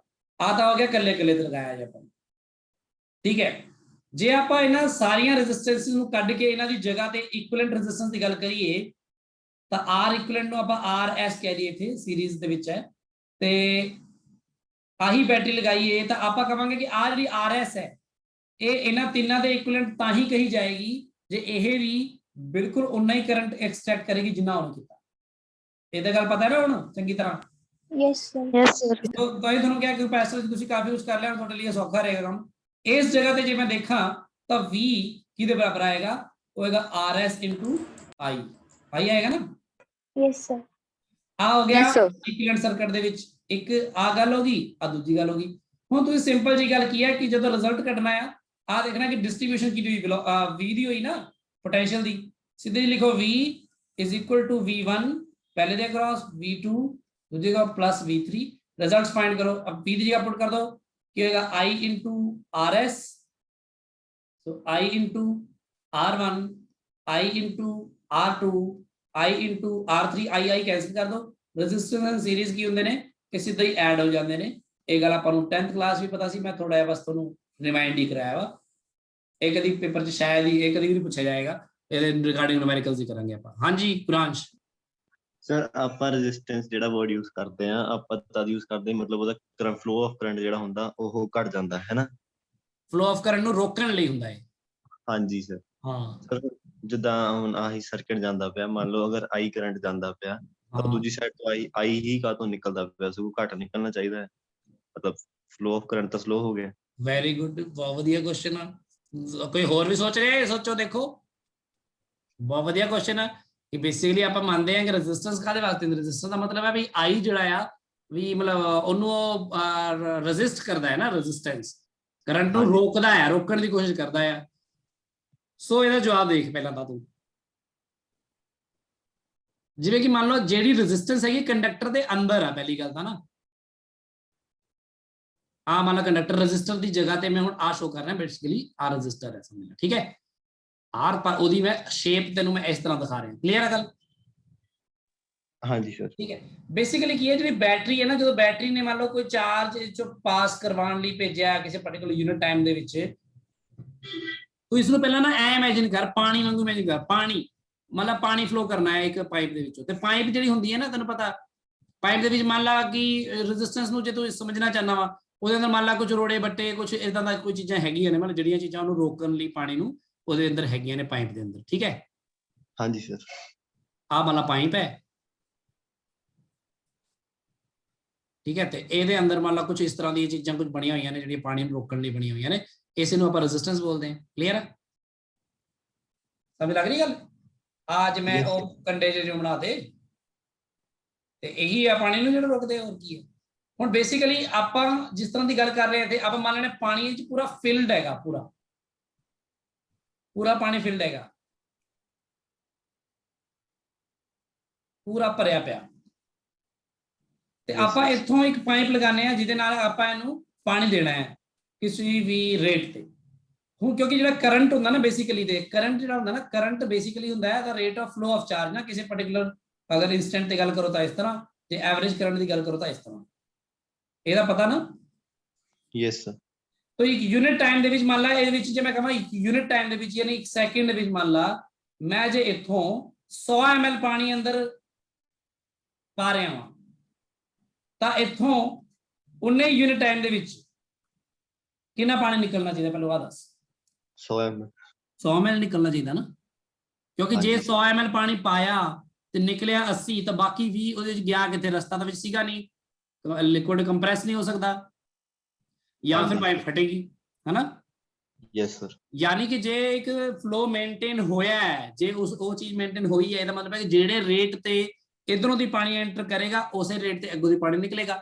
ਉਸ ਤੋਂ ਅੱਗੇ ਵਾਲੀ ਪਾਈਪ 'ਚ ਹੋ ਸਕਦਾ ਹੋਰ ਵੀ ਜ਼ਿਆਦਾ ਆ ਰੋੜੇ ਵੱਟੇ ਜੇ ਹੋਣ, ਠੀਕ ਹੈ। ਉੱਥੇ ਮੇਰਾ ਮਤਲਬ ਇਸ ਲਈ ਮੈਂ ਤੁਹਾਨੂੰ ਕਹਿਣਾ ਜਿਹੜਾ ਕਰੰਟ ਹੁੰਦਾ ਹੈ ਨਾ, ਕਰੰਟ ਦਾ ਮਤਲਬ ਸਿਰਫ ਚਾਰਜ ਦੀ ਸਪੀਡ ਤੋਂ ਨਹੀਂ ਹੁੰਦਾ, ਸਿਰਫ ਚਾਰਜ ਦੀ ਸਪੀਡ ਨੂੰ ਤੁਸੀਂ ਕਰੰਟ ਨਹੀਂ ਕਹਿ ਸਕਦੇ। बेसिकली अपना मतलब ਹੁੰਦਾ ਕਿ यूनिट टाइम ਚ टोटल अमाउंट ऑफ चार्ज ਕਿੰਨਾ ਪਾਸ ਕਰ ਰਿਹਾ। ਸੋ ਇਸ ਤੋਂ ਅੱਗੇ ਕੋਈ ਹੋਰ ਪਾਈਪ ਲਾਏਗਾ ਸੀਰੀਜ਼ ਦੇ ਵਿੱਚ ਤੇ ਉਹੀ ਸਾਰਾ ਪਾਣੀ ਜੇ 1 ਸੈਕਿੰਡ ਚ 100 ml ਇਥੋਂ ਐਂਟਰ ਕੀਤਾ, ਇੱਥੋਂ ਨਿਕਲਿਆ, ਅਗਲੀ ਪਾਈਪ ਵੀ 1 ਸੈਕਿੰਡ ਚ 100 ml ਐਂਟਰ ਕੀਤਾ ਤਾਂ ਉਸ ਪਾਈਪ ਚੋਂ ਵੀ ਇੰਨਾ ਹੀ ਨਿਕਲੇਗਾ ਨਾ ਬਾਹਰ। Yes sir. 1 ਸੈਕਿੰਡ ਚ ਨਿਕਲੇਗਾ ਨਾ। ਹਾਂਜੀ ਸਰ। ਇਹਨੂੰ ਆਪਾਂ ਇੱਥੇ ਕਿਉਂ ਇਸ ਤਰ੍ਹਾਂ ਸੋਚ ਕੇ ਚੱਲ ਰਹੇ ਹਾਂ। ਹੁਣ ਜਿਵੇਂ ਫੋਰ ਐਗਜ਼ਾਮਪਲ ਮੰਨ ਲੈ ਜੇ ਪਾਈਪ ਤੇਰੀ ਹੋਵੇ ਢਿੱਲੇ ਜਿਹੇ ਮਟੀਰੀਅਲ ਦੀ ਬਣੀ ਹੋਵੇ ਕੋਈ, ਹਨਾ, ਪੂਰੀ ਤਰ੍ਹਾਂ ਫੁੱਲੀ ਨਾ ਹੋਵੇ, ਜਿਵੇਂ ਉਹ ਪਾਈਪਾਂ ਨਹੀਂ ਹੁੰਦੀਆਂ ਜਿਹੜੀਆਂ ਉਹ ਪਲਾਸਟਿਕ ਦੀਆਂ ਪਾਈਪਾਂ ਵੀ ਚੱਲਦੀਆਂ ਨੇ ਅੱਜ ਕੱਲ੍ਹ, ਬਹੁਤ ਲੰਬੀਆਂ ਖੇਤਾਂ ਖੁੱਤਾਂ 'ਚ ਕਈ ਵਾਰ ਲਗਾਉਂਦੇ ਆ, ਸ਼ਾਇਦ ਪਤਾ? ਹਾਂਜੀ ਹਾਂਜੀ। ਪਲਾਸਟਿਕ ਜਿਹਾ ਹੁੰਦਾ ਬਸ ਇੱਥੇ ਮਤਲਬ ਟਿਊਬਲ ਦੇ ਆਪਾਂ ਇੱਥੇ ਮੂੰਹ ਤੇ ਲਾਤਾ ਉਹਨੂੰ, ਹਨਾ, ਕਹਿੰਦੇ ਆ ਉਹ ਐਵੇਂ ਇੱਕ ਚਿਪਕੀ ਵੀ ਹੁੰਦੀ ਕਈ ਜਗ੍ਹਾ ਇਸ ਤਰ੍ਹਾਂ ਹੁੰਦੀ ਹੈ, ਇਸ ਤਰ੍ਹਾਂ ਮਤਲਬ, ਕਿਉਂਕਿ ਉਹ ਬੇਸਿਕਲੀ ਜਦੋਂ ਇਹ 'ਚ ਪਾਣੀ ਦਾ ਫਲੋ ਜਾਂਦਾ ਫਿਰ ਇਹ ਫੁੱਲ ਜਾਂਦੀ ਹੈ ਨਾ, ਹਨਾ। ਇਸ ਕੇਸ ਕੀ ਹੈ ਕਿਉਂਕਿ ਏਰੀਆ ਆਫ ਕ੍ਰਾਸ ਸੈਕਸ਼ਨ ਵੱਧ ਘਟ ਸਕਦਾ ਹੈ ਉਹਦਾ, ਇਹ ਉਹ ਮਤਲਬ ਸਭ ਗੱਲਾਂ ਫਿਰ ਇਸ ਲਈ ਇੱਥੇ ਜ਼ਰੂਰੀ ਨਹੀਂ ਹੈਗਾ ਕਿ ਜੇ ਕਿਸੇ ਸ਼ੁਰੂ ਵਿੱਚ ਹੀ ਮੰਨ ਲਓ ਪਾਣੀ ਪਾਇਆ ਹਲੇ ਪੂਰੀ ਭਰੀ ਵੀ ਨਹੀਂ ਸੀ ਤਾਂ ਜਿੰਨਾ ਪਾਣੀ ਜਿਸ ਰੇਟ ਤੋਂ ਵਿੱਚ ਪਿਆ ਉਸੇ ਰੇਟ ਤੋਂ ਨਿਕਲੇਗਾ, ਇਹ ਜ਼ਰੂਰੀ ਨਹੀਂ ਹੈਗਾ ਉੱਥੇ, ਹਨਾ। Yes sir. ਪਰ ਜਿਹੜੇ ਕੰਡਕਟਰਸ ਨੇ ਆਪਣੇ ਉਹ ਤਾਂ ਇੱਕ particular fix length fix area of cross section ਹੈਗਾ, ਤੇ ਜਿਹੜਾ ਇਹ 'ਚ ਇਲੈਕਟ੍ਰੋਨਸ ਦੀ ਫ੍ਰੀ ਇਲੈਕਟ੍ਰੋਨਸ ਦੀ ਜਿਹੜੀ ਗਿਣਤੀ ਹੈ ਉਹ ਬਿਲਕੁਲ ਪੂਰੀ ਤਰ੍ਹਾਂ ਫਿਲਡ ਹੈ, ਜਿਵੇਂ ਪਾਣੀ ਭਰਿਆ ਚਾਰੇ ਪਾਸੇ, ਤਾਂ ਜਿੰਨੇ ਫ੍ਰੀ ਇਲੈਕਟ੍ਰੋਨਸ ਇੱਥੋਂ ਬੈਟਰੀ ਨੇ ਇੱਧਰ ਦੇਣੇ ਨੇ ਇਹਨੂੰ, ਉਹਨੇ ਇਹਨੂੰ ਕੱਢਣੇ ਪੈਣੇ ਆ ਇੱਥੋਂ। ਇਸੇ ਲਈ ਈਵਨ ਜਦੋਂ ਕਰੰਟ ਵੀ ਪਾਸ ਕਰ ਰਿਹਾ ਹੁੰਦਾ ਨਾ ਕਿਸੇ ਵਾਇਰ ਦੇ ਵਿੱਚੋਂ ਤਾਂ ਵੀ ਤਾਰ ਨਿਊਟਰਲ ਹੁੰਦੀ ਹੈ ਆਪਣੀ, ਕਿਉਂਕਿ ਜੇ ਉਸੇ 100 ਇਲੈਕਟ੍ਰੋਨ ਐਂਟਰ ਕੀਤੇ 100 ਨਿਕਲ ਵੀ ਤਾਂ ਗਏ ਨਾ ਮੁੜ ਕੇ ਇੱਥੋਂ। ਤਾਰ ਦੇ ਵਿੱਚ ਤਾਂ ਹਲੇ ਵੀ ਉਨੇ ਹੀ ਇਲੈਕਟ੍ਰੋਨ ਨੇ ਜਿੰਨੇ ਉਦੋਂ ਸੀਗੇ ਜਦੋਂ ਕਰੰਟ ਪਾਸ ਨਹੀਂ ਕਰ ਰਿਹਾ ਸੀ। ਸਮਝ ਲੱਗੀ ਗੱਲ? Yes sir. So current same ਰਹਿੰਦਾ ਆ, ਉਹਦੇ ਨਾਲ ਕਰਕੇ ਡ੍ਰੌਪ ਕੀ ਹੋਇਆ ਫਿਰ, ਹਨਾ। ਮੇਨ ਗੱਲ ਤਾਂ ਇਹ ਤੋਂ ਕਿਹਾ ਵੀ ਰੈਜ਼ਿਸਟੈਂਸ ਹੈ, ਰੈਜ਼ਿਸਟੈਂਸ ਦੇ ਕਰਕੇ ਪੋਟੈਂਸ਼ੀਅਲ ਦਾ ਡ੍ਰੌਪ ਹੁੰਦਾ ਹੈ। ਸਮਝ ਲੱਗੀ ਗੱਲ? ਚਾਰਜ ਦੀ ਜਿਹੜੀ એનર્ਜੀ ਹੈ ਨਾ, એનર્ਜੀ ਉਹਦਾ ਡ੍ਰੌਪ ਹੁੰਦਾ ਆ। ਇਹ ਰੈਜ਼ਿਸਟੈਂਸ ਉਸ ਚਾਰਜ ਦੀ એનર્ਜੀ ਨੂੰ ਘਟਾ ਦਿੰਦੀ ਹੈ। ਸਰ એનર્ਜੀ ਕਿੱਦਾਂ ਘਟਾ ਦਿੰਦੀ, ਮਤਲਬ ਸਪੀਡ ਜਿਵੇਂ ਘਟਾ ਦਿੰਦੀ? ਪੋਟੈਂਸ਼ੀਅਲ ਬੇਸਿਕਲੀ ਕੀ ਆ, work done to take the unit positive charge from 1 point to another ਕਹਿੰਦੇ ਨਾ ਆਪਾਂ। ਹਾਂਜੀ ਪੋਟੈਂਸ਼ੀਅਲ ਇੱਕ ਤਰ੍ਹਾਂ ਮੰਨ ਲਓ ਜਿੱਥੇ 10 ਵੋਲਟ ਹੈ, ਇੱਥੇ 7 ਵੋਲਟ ਹੈ, ਤਾਂ 3 ਵੋਲਟ ਕੱਟ ਗਿਆ ਨਾ ਇੱਥੋਂ ਪੋਟੈਂਸ਼ੀਅਲ ਜਾਂਦੇ ਹੋਏ। Yes sir. ਉਹ ਰੈਜ਼ਿਸਟੈਂਸ ਕਰਕੇ ਘਟਿਆ, ਕਿਉਂਕਿ ਜਿਹੜਾ ਕਰੰਟ ਇਨਟੂ ਰੈਜ਼ਿਸਟੈਂਸ ਹੁੰਦਾ ਹੈ ਨਾ, ਉਹੀ ਤਾਂ ਹੁੰਦਾ ਨਾ ਪੋਟੈਂਸ਼ੀਅਲ ਡ੍ਰੌਪ ਉਹਦੇ across. Yes so sir. Resistance ਵਿੱਚ I ਤਾਂ ਸੇਮ ਰਿਹਾ, I ਸੇਮ ਰਿਹਾ ਨਾ ਇਹ ਸੀਰੀਜ਼ ਸਰਕਟ ਚ। ਜਿੰਨੀ ਜ਼ਿਆਦਾ ਰੈਜ਼ਿਸਟੈਂਸ ਹੋਏਗੀ ਉਨਾ ਹੀ ਜ਼ਿਆਦਾ ਪੋਟੈਂਸ਼ੀਅਲ ਡ੍ਰੌਪ ਹੋਏਗਾ। ਇਹ ਮੈਂ ਨਿਊਮੈਰੀਕਲ ਕਰਾਉਂਗਾ ਤੁਹਾਨੂੰ, ਫਿਰ ਹੋਰ ਸਮਝ ਆਏਗਾ। ਸੋ ਯਾਨੀ ਬੰਦਾ ਪੁੱਛਦਾ ਤਾਂ ਹੈ ਨਾ ਕਿ ਵੀ ਯਾਰ ਰੈਜ਼ਿਸਟੈਂਸ ਨੇ ਕੁਝ ਕੀਤਾ ਹੀ ਨਹੀਂ, ਵੀ ਕਰੰਟ ਜੇ ਉਨਾ ਹੀ ਗਿਆ ਉਨਾ ਹੀ ਬਾਹਰ ਨਿਕਲਿਆ। ਆਬਵੀਅਸਲੀ ਰੈਜ਼ਿਸਟੈਂਸ ਦਾ ਮਤਲਬ ਸੀਗਾ ਆਬਸਟਰਕਸ਼ਨ। ਉਸ ਆਬਸਟਰਕਸ਼ਨ ਨੂੰ ਪਾਰ ਕਰਕੇ ਉਹਨੂੰ ਨਿਕਲਣਾ ਪੈ ਰਿਹਾ ਨਾ ਚਾਰਜ ਨੂੰ, ਕਿ ਨਹੀਂ? Yes sir. ਮੰਨ ਲਾ ਤੇਰੇ ਚ 100 ਜਾਊਲ એનર્ਜੀ ਆ, ਆਪਾਂ ਐਂ ਕਹਿੰਦੇ ਜਾਊਲ ਦੀ ਫਾਰਮ ਦੀ ਗੱਲ ਕਰਦੇ ਆ ਕਿ ਮੰਨ ਲੈ ਕਿ ਇੱਥੇ ਇੱਕ ਮਿੰਟ ਅਗਲੇ ਪੇਜ ਤੇ ਗੱਲ ਕਰਦਾ ਮੈਂ, ਇੱਥੇ ਗੱਲ ਕਰ ਲੈਣੇ। ਮੰਨ ਲਾ ਇੱਕ ਪਾਸੇ ਜਾ, ਇੱਥੋਂ ਨਿਕਲਣਾ ਤੂੰ, ਤੇ ਆ ਗਿਆ ਗੁਰਾਂਸ਼। ਵੈਸੇ ਤੂੰ ਇੰਨਾ ਤਾਂ ਪਤਲਾ ਨਹੀਂ ਹੋਏਗਾ, ਥੋੜਾ ਬਹੁਤਾ ਠੀਕ ਹੋਏਗਾ, ਤਾਂ ਮੈਂ ਆਪਣੇ ਆਪ ਨੂੰ ਬਣਾਤਾ। ਮੰਨ ਲਾ ਜੇ ਤੂੰ ਇੱਥੋਂ ਪਾਰ ਕਰਕੇ ਜਾਣਾ ਤੇ ਤੇਰੇ ਚ એનર્ਜੀ ਕੀ 100 ਜਾਊਲ, ਠੀਕ ਆ। ਤੈਨੂੰ ਰੋਕਣ ਲਈ ਅੰਦਰ ਤਕੜੇ ਬੰਦੇ ਖੜੇ ਆ, ਠੀਕ ਆ ਗੁਰਾਂਸ਼? ਹਾਂਜੀ ਸਰ। ਤੂੰ ਆ ਕੇ ਇਹਨੂੰ ਕੁੱਟਿਆ ਫੜ ਕੇ ਪਹਿਲਾਂ, ਫਿਰ ਤੂੰ ਇਹਨੂੰ ਕੁੱਟਿਆ, ਫਿਰ ਤੂੰ ਇਹਨੂੰ ਕੁੱਟਿਆ, ਫਿਰ ਤੂੰ ਉਹਨੂੰ ਕੁੱਟਿਆ, ਕੁੱਟ ਕੇ ਬਾਹਰ ਨਿਕਲਿਆ, ਤੇ ਜਿਹੜੀ ਤੇਰੀ એનર્ਜੀ ਹੈ ਉਹ ਮੰਨ ਲਓ ਰਹਿ ਗਈ 70 ਜਾਊਲ, ਠੀਕ ਆ ਗੱਲ? ਹਾਂਜੀ। ਹਨਾ, ਨਿਕਲਿਆ ਤਾਂ ਪੂਰਾ ਹੀ ਆ ਨਾ, ਹਾਂਜੀ ਜਿੰਨਾ ਚਾਰਜ ਗਿਆ ਉਹਨਾਂ ਨਿਕਲਿਆ, ਪਰ ਉਹਦੀ એનર્ਜੀ ਘਟ ਗਈ। ਹੁਣ ਜੇ ਠੀਕ ਹੈ। ਇਹਦੇ ਵਿੱਚ ਹੀ ਮੰਨ ਲੈ ਬੰਦੇ ਸਿਰਫ ਤੈਨੂੰ 2 ਹੀ ਛਿੱਤਰ ਮਾਰਨੇ ਪੈਂਦੇ, 2 ਹੀ ਬੰਦਿਆਂ ਨੂੰ, ਹਨਾ। ਤੂੰ ਐਂਟਰ ਕਰਦਾ 100 ਜਾਊਲ એનર્ਜੀ ਲੈ ਕੇ, ਤੂੰ ਕੀ ਪਤਾ ਇੱਥੋਂ ਸ਼ਾਇਦ 85 ਜਾਊਲ ਲੈ ਕੇ ਨਿਕਲਦਾ। ਯਾਨੀ ਤੇਰਾ ਪੋਟੈਂਸ਼ੀਅਲ ਜਿਹੜਾ ਆ, ਤੇਰੀ ਜਿਹੜੀ ਪੋਟੈਂਸ਼ੀਅਲ એનર્ਜੀ ਕਹਿ ਲਾ ਉਸ ਪੁਆਇੰਟ ਦੀ, ਹੈ ਨਾ, ਜਿਸ ਇਸ ਪੁਆਇੰਟ ਤੋਂ ਇਸ ਪੁਆਇੰਟ ਤੱਕ ਆਉਂਦੇ ਹੋਏ, ਉਹ ਡ੍ਰੌਪ ਘੱਟ ਹੋਣੀ ਸੀ। ਆਹ ਰੈਜ਼ਿਸਟੈਂਸ ਦਾ ਰੋਲ। ਜ਼ਿਆਦਾ ਰੈਜ਼ਿਸਟੈਂਸ એનર્ਜੀ ਜ਼ਿਆਦਾ ਡ੍ਰੌਪ ਹੋ ਗਈ, ਘੱਟ ਰੈਜ਼ਿਸਟੈਂਸ એનર્ਜੀ ਘੱਟ ਡ੍ਰੌਪ ਹੋ ਗਈ। ਉਹਨੂੰ ਆਪਾਂ ਪੋਟੈਂਸ਼ੀਅਲ ਦਾ ਨਾਮ ਦਿੰਦੇ ਆ, ਯੂਨਿਟ ਪੋਜ਼ਿਟਿਵ ਚਾਰਜ ਲਈ ਡਿਫਾਈਨ ਕੀਤਾ ਆ ਉਹਨੂੰ ਆਪਾਂ। ਇਸ ਸੈਂਸ 'ਚ ਗੱਲ ਕਰਦੇ ਆ, ਸਮਝ ਲੱਗੀ ਗੱਲ ਹੁਣ? ਹਾਂਜੀ ਸਰ। ਸੋ ਰੈਜ਼ਿਸਟੈਂਸ ਦਾ ਰੋਲ ਇਹ ਆ, ਤੇ ਜੇ ਮੇਰਾ ਬਹੁਤ ਹੀ ਜ਼ਿਆਦਾ ਰੈਜ਼ਿਸਟੈਂਸ ਹੋਵੇ, ਹੋ ਸਕਦਾ ਤੂੰ 100 ਜਾਊਲ એનર્ਜੀ ਲੈ ਕੇ ਨਿਕਲੇ, ਇੱਥੇ ਬਾਹਰ ਨਿਕਲਦੇ ਆਪ ਹੀ ਗਿਰ ਜੇ, ਤੇ એનર્ਜੀ ਕਿੰਨੀ ਰਹਿ ਗਈ ਫਿਰ?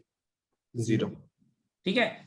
ਸੋ ਇਹਦਾ ਮਤਲਬ ਇਹ ਆ, ਹੁਣ ਇਸ ਗੱਲ ਨੂੰ ਬੜੇ ਧਿਆਨ ਨਾਲ ਸਮਝੀ ਕਿ ਜਿਹੜਾ ਕਰੰਟ ਹੁੰਦਾ ਹੈ, ਵੀ ਜਿਹੜੀ ਰੇਟ ਦੇ ਨਾਲ ਚਾਰਜ ਨੇ ਪਾਸ ਕਰਨਾ ਹੈ, ਇਸ ਚੀਜ਼ ਨੂੰ ਡਿਸਾਈਡ ਪਤਾ ਕੌਣ ਕਰਦਾ ਹੈ? ਬੈਟਰੀ ਡਿਸਾਈਡ ਕਰਦੀ ਹੈ। ਉਹ ਪਹਿਲਾਂ ਹੀ ਦੇਖ ਲੈਂਦੀ ਹੈ ਪਰ ਕਿੰਨੇ ਬੰਦੇ ਮਾਰਨੇ ਆ। ਸਮਝ ਲੱਗੀ ਗੱਲ? ਹਾਂਜੀ ਸਰ। ਉਹ ਪਹਿਲਾਂ, ਇਸ ਲਈ ਆਪਾਂ ਪਹਿਲਾਂ ਜਦੋਂ ਬੈਟਰੀ ਚਾਰਜ ਰਿਲੀਜ਼ ਕਰਦੀ ਆ, ਪਹਿਲਾਂ ਚੈੱਕ ਕਰਦੀ ਹੈ, ਕਹਿੰਦੀ ਖੜ ਕੇ 1 ਮਿੰਟ ਪਹਿਲਾਂ ਨਹੀਂ, ਤੂੰ ਕਹਿੰਦਾ ਤੁਸੀਂ ਸਵਿਚ ਔਨ ਕਰ ਦਿਓ, ਠੀਕ ਆ ਮੈਂ ਦੇਖ ਲਾਂ ਪਹਿਲਾਂ। ਫਿਰ ਬੈਟਰੀ ਦੇਖਦੀ ਆ, ਅੱਛਾ ਆਹ ਕੈਪੈਸਿਟਰ ਲੱਗਿਆ 1, ਆਹ 2 ਲੱਗੇ ਨੇ ਪੈਰਲਲ 'ਚ, ਅੱਛਾ ਆ ਵੀ ਲੱਗਿਆ ਸੀਰੀਜ਼ 'ਚ, ਪਹਿਲਾਂ ਇਹਨਾਂ ਸਾਰਿਆਂ ਦਾ ਜੋੜ ਕਰ ਲਓ। ਜੋੜ ਕਰ ਲਓ ਕਹਿਣ ਦਾ ਭਾਵ, ਜੇ ਸੀਰੀਜ਼ 'ਚ ਆ, ਪੈਰਲਲ 'ਚ ਰੂਲ ਲਗਾ ਕੇ ਸੀ ਇਫੈਕਟਿਵ ਕੱਢ ਲਓ। ਸਮਝ ਲੱਗੀ? ਹਾਂਜੀ ਸਰ। ਬੈਟਰੀ ਕਹਿੰਦੀ ਹੁਣ ਮੈਂ ਇਸ ਹਿਸਾਬ ਨਾਲ ਚਾਰਜ ਦਊਂ, ਠੀਕ ਆ, ਕਿ ਮੇਰੇ ਇਸ ਟਰਮੀਨਲ ਤੋਂ ਉਸ ਟਰਮੀਨਲ ਤੱਕ ਆਉਂਦੇ ਆਉਂਦੇ ਸਾਰਾ ਜਿਹੜਾ ਪੋਟੈਂਸ਼ੀਅਲ ਡ੍ਰੌਪ ਹੋ ਜਾਵੇ। ਕਿਉਂਕਿ ਬੈਟਰੀ ਦਾ EMF ਜਿੰਨਾ ਹੈ, ਬੈਟਰੀ ਨੇ ਉਨਾ EMF ਡ੍ਰੌਪ ਕਰਨਾ ਸਰਕਟ ਦੇ ਵਿੱਚ।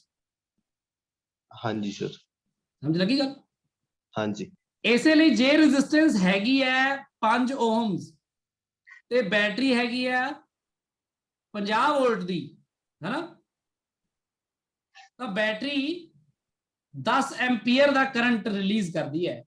ਤੇ ਇਹਦਾ ਮਤਲਬ 10 ਐਂਪੀਅਰ ਦਾ ਮਤਲਬ ਸੋਚ ਕੇ ਦੇਖ, ਇਹਦਾ ਮਤਲਬ ਹੈ 10 ਕੂਲਮ ਪਰ ਸੈਕਿੰਡ, ਯਾਨੀ ਕਿ 1 ਸੈਕਿੰਡ ਦੇ ਵਿੱਚ ਇੱਥੋਂ ਦੀ ਇਹਦੇ ਵਿੱਚ ਐਂਟਰ ਕਰਨ ਵਾਲਾ ਚਾਰਜ ਕਿੰਨਾ ਹੋਏਗਾ?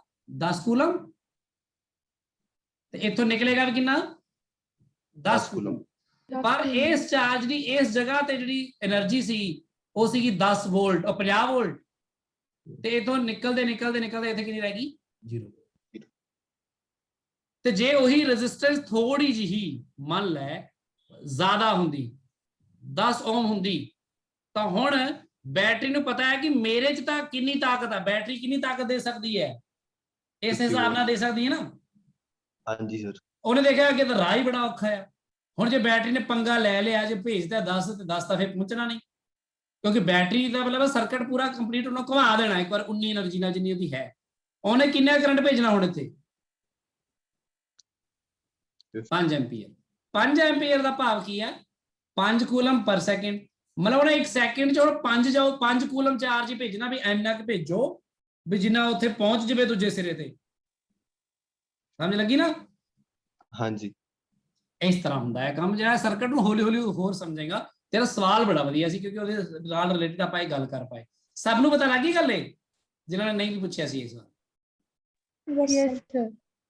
ਠੀਕ ਹੈ, ਸੋ ਗੱਲਾਂ ਦਾ ਧਿਆਨ ਰੱਖਿਓ। ਕਿੱਥੇ ਗਏ ਆਪਾਂ, ਇੱਥੇ ਗਏ। ਫਿਰ ਪਤਾ ਲੱਗ ਗਿਆ ਤੁਹਾਨੂੰ ਸੀਰੀਜ਼ ਵਾਲਾ। ਹੁਣ ਮੈਂ ਇਹਦੇ ਚ ਬਹੁਤ ਜ਼ਿਆਦਾ ਨਹੀਂ ਟਾਈਮ ਖਰਾਬ ਕਰੂੰਗਾ, ਹਾਲਾਂਕਿ ਆਪਾਂ ਨੂੰ ਇਹ ਗੱਲਾਂ ਪਤਾ ਨੇ। ਰੈਜ਼ਿਸਟੈਂਸਿਸ ਇਨ ਪੈਰਲਲ ਹੋਵੇ ਜੇ, ਠੀਕ ਹੈ, ਲਿਖ ਦਿੰਦਾ ਹੁਣ ਮੈਂ।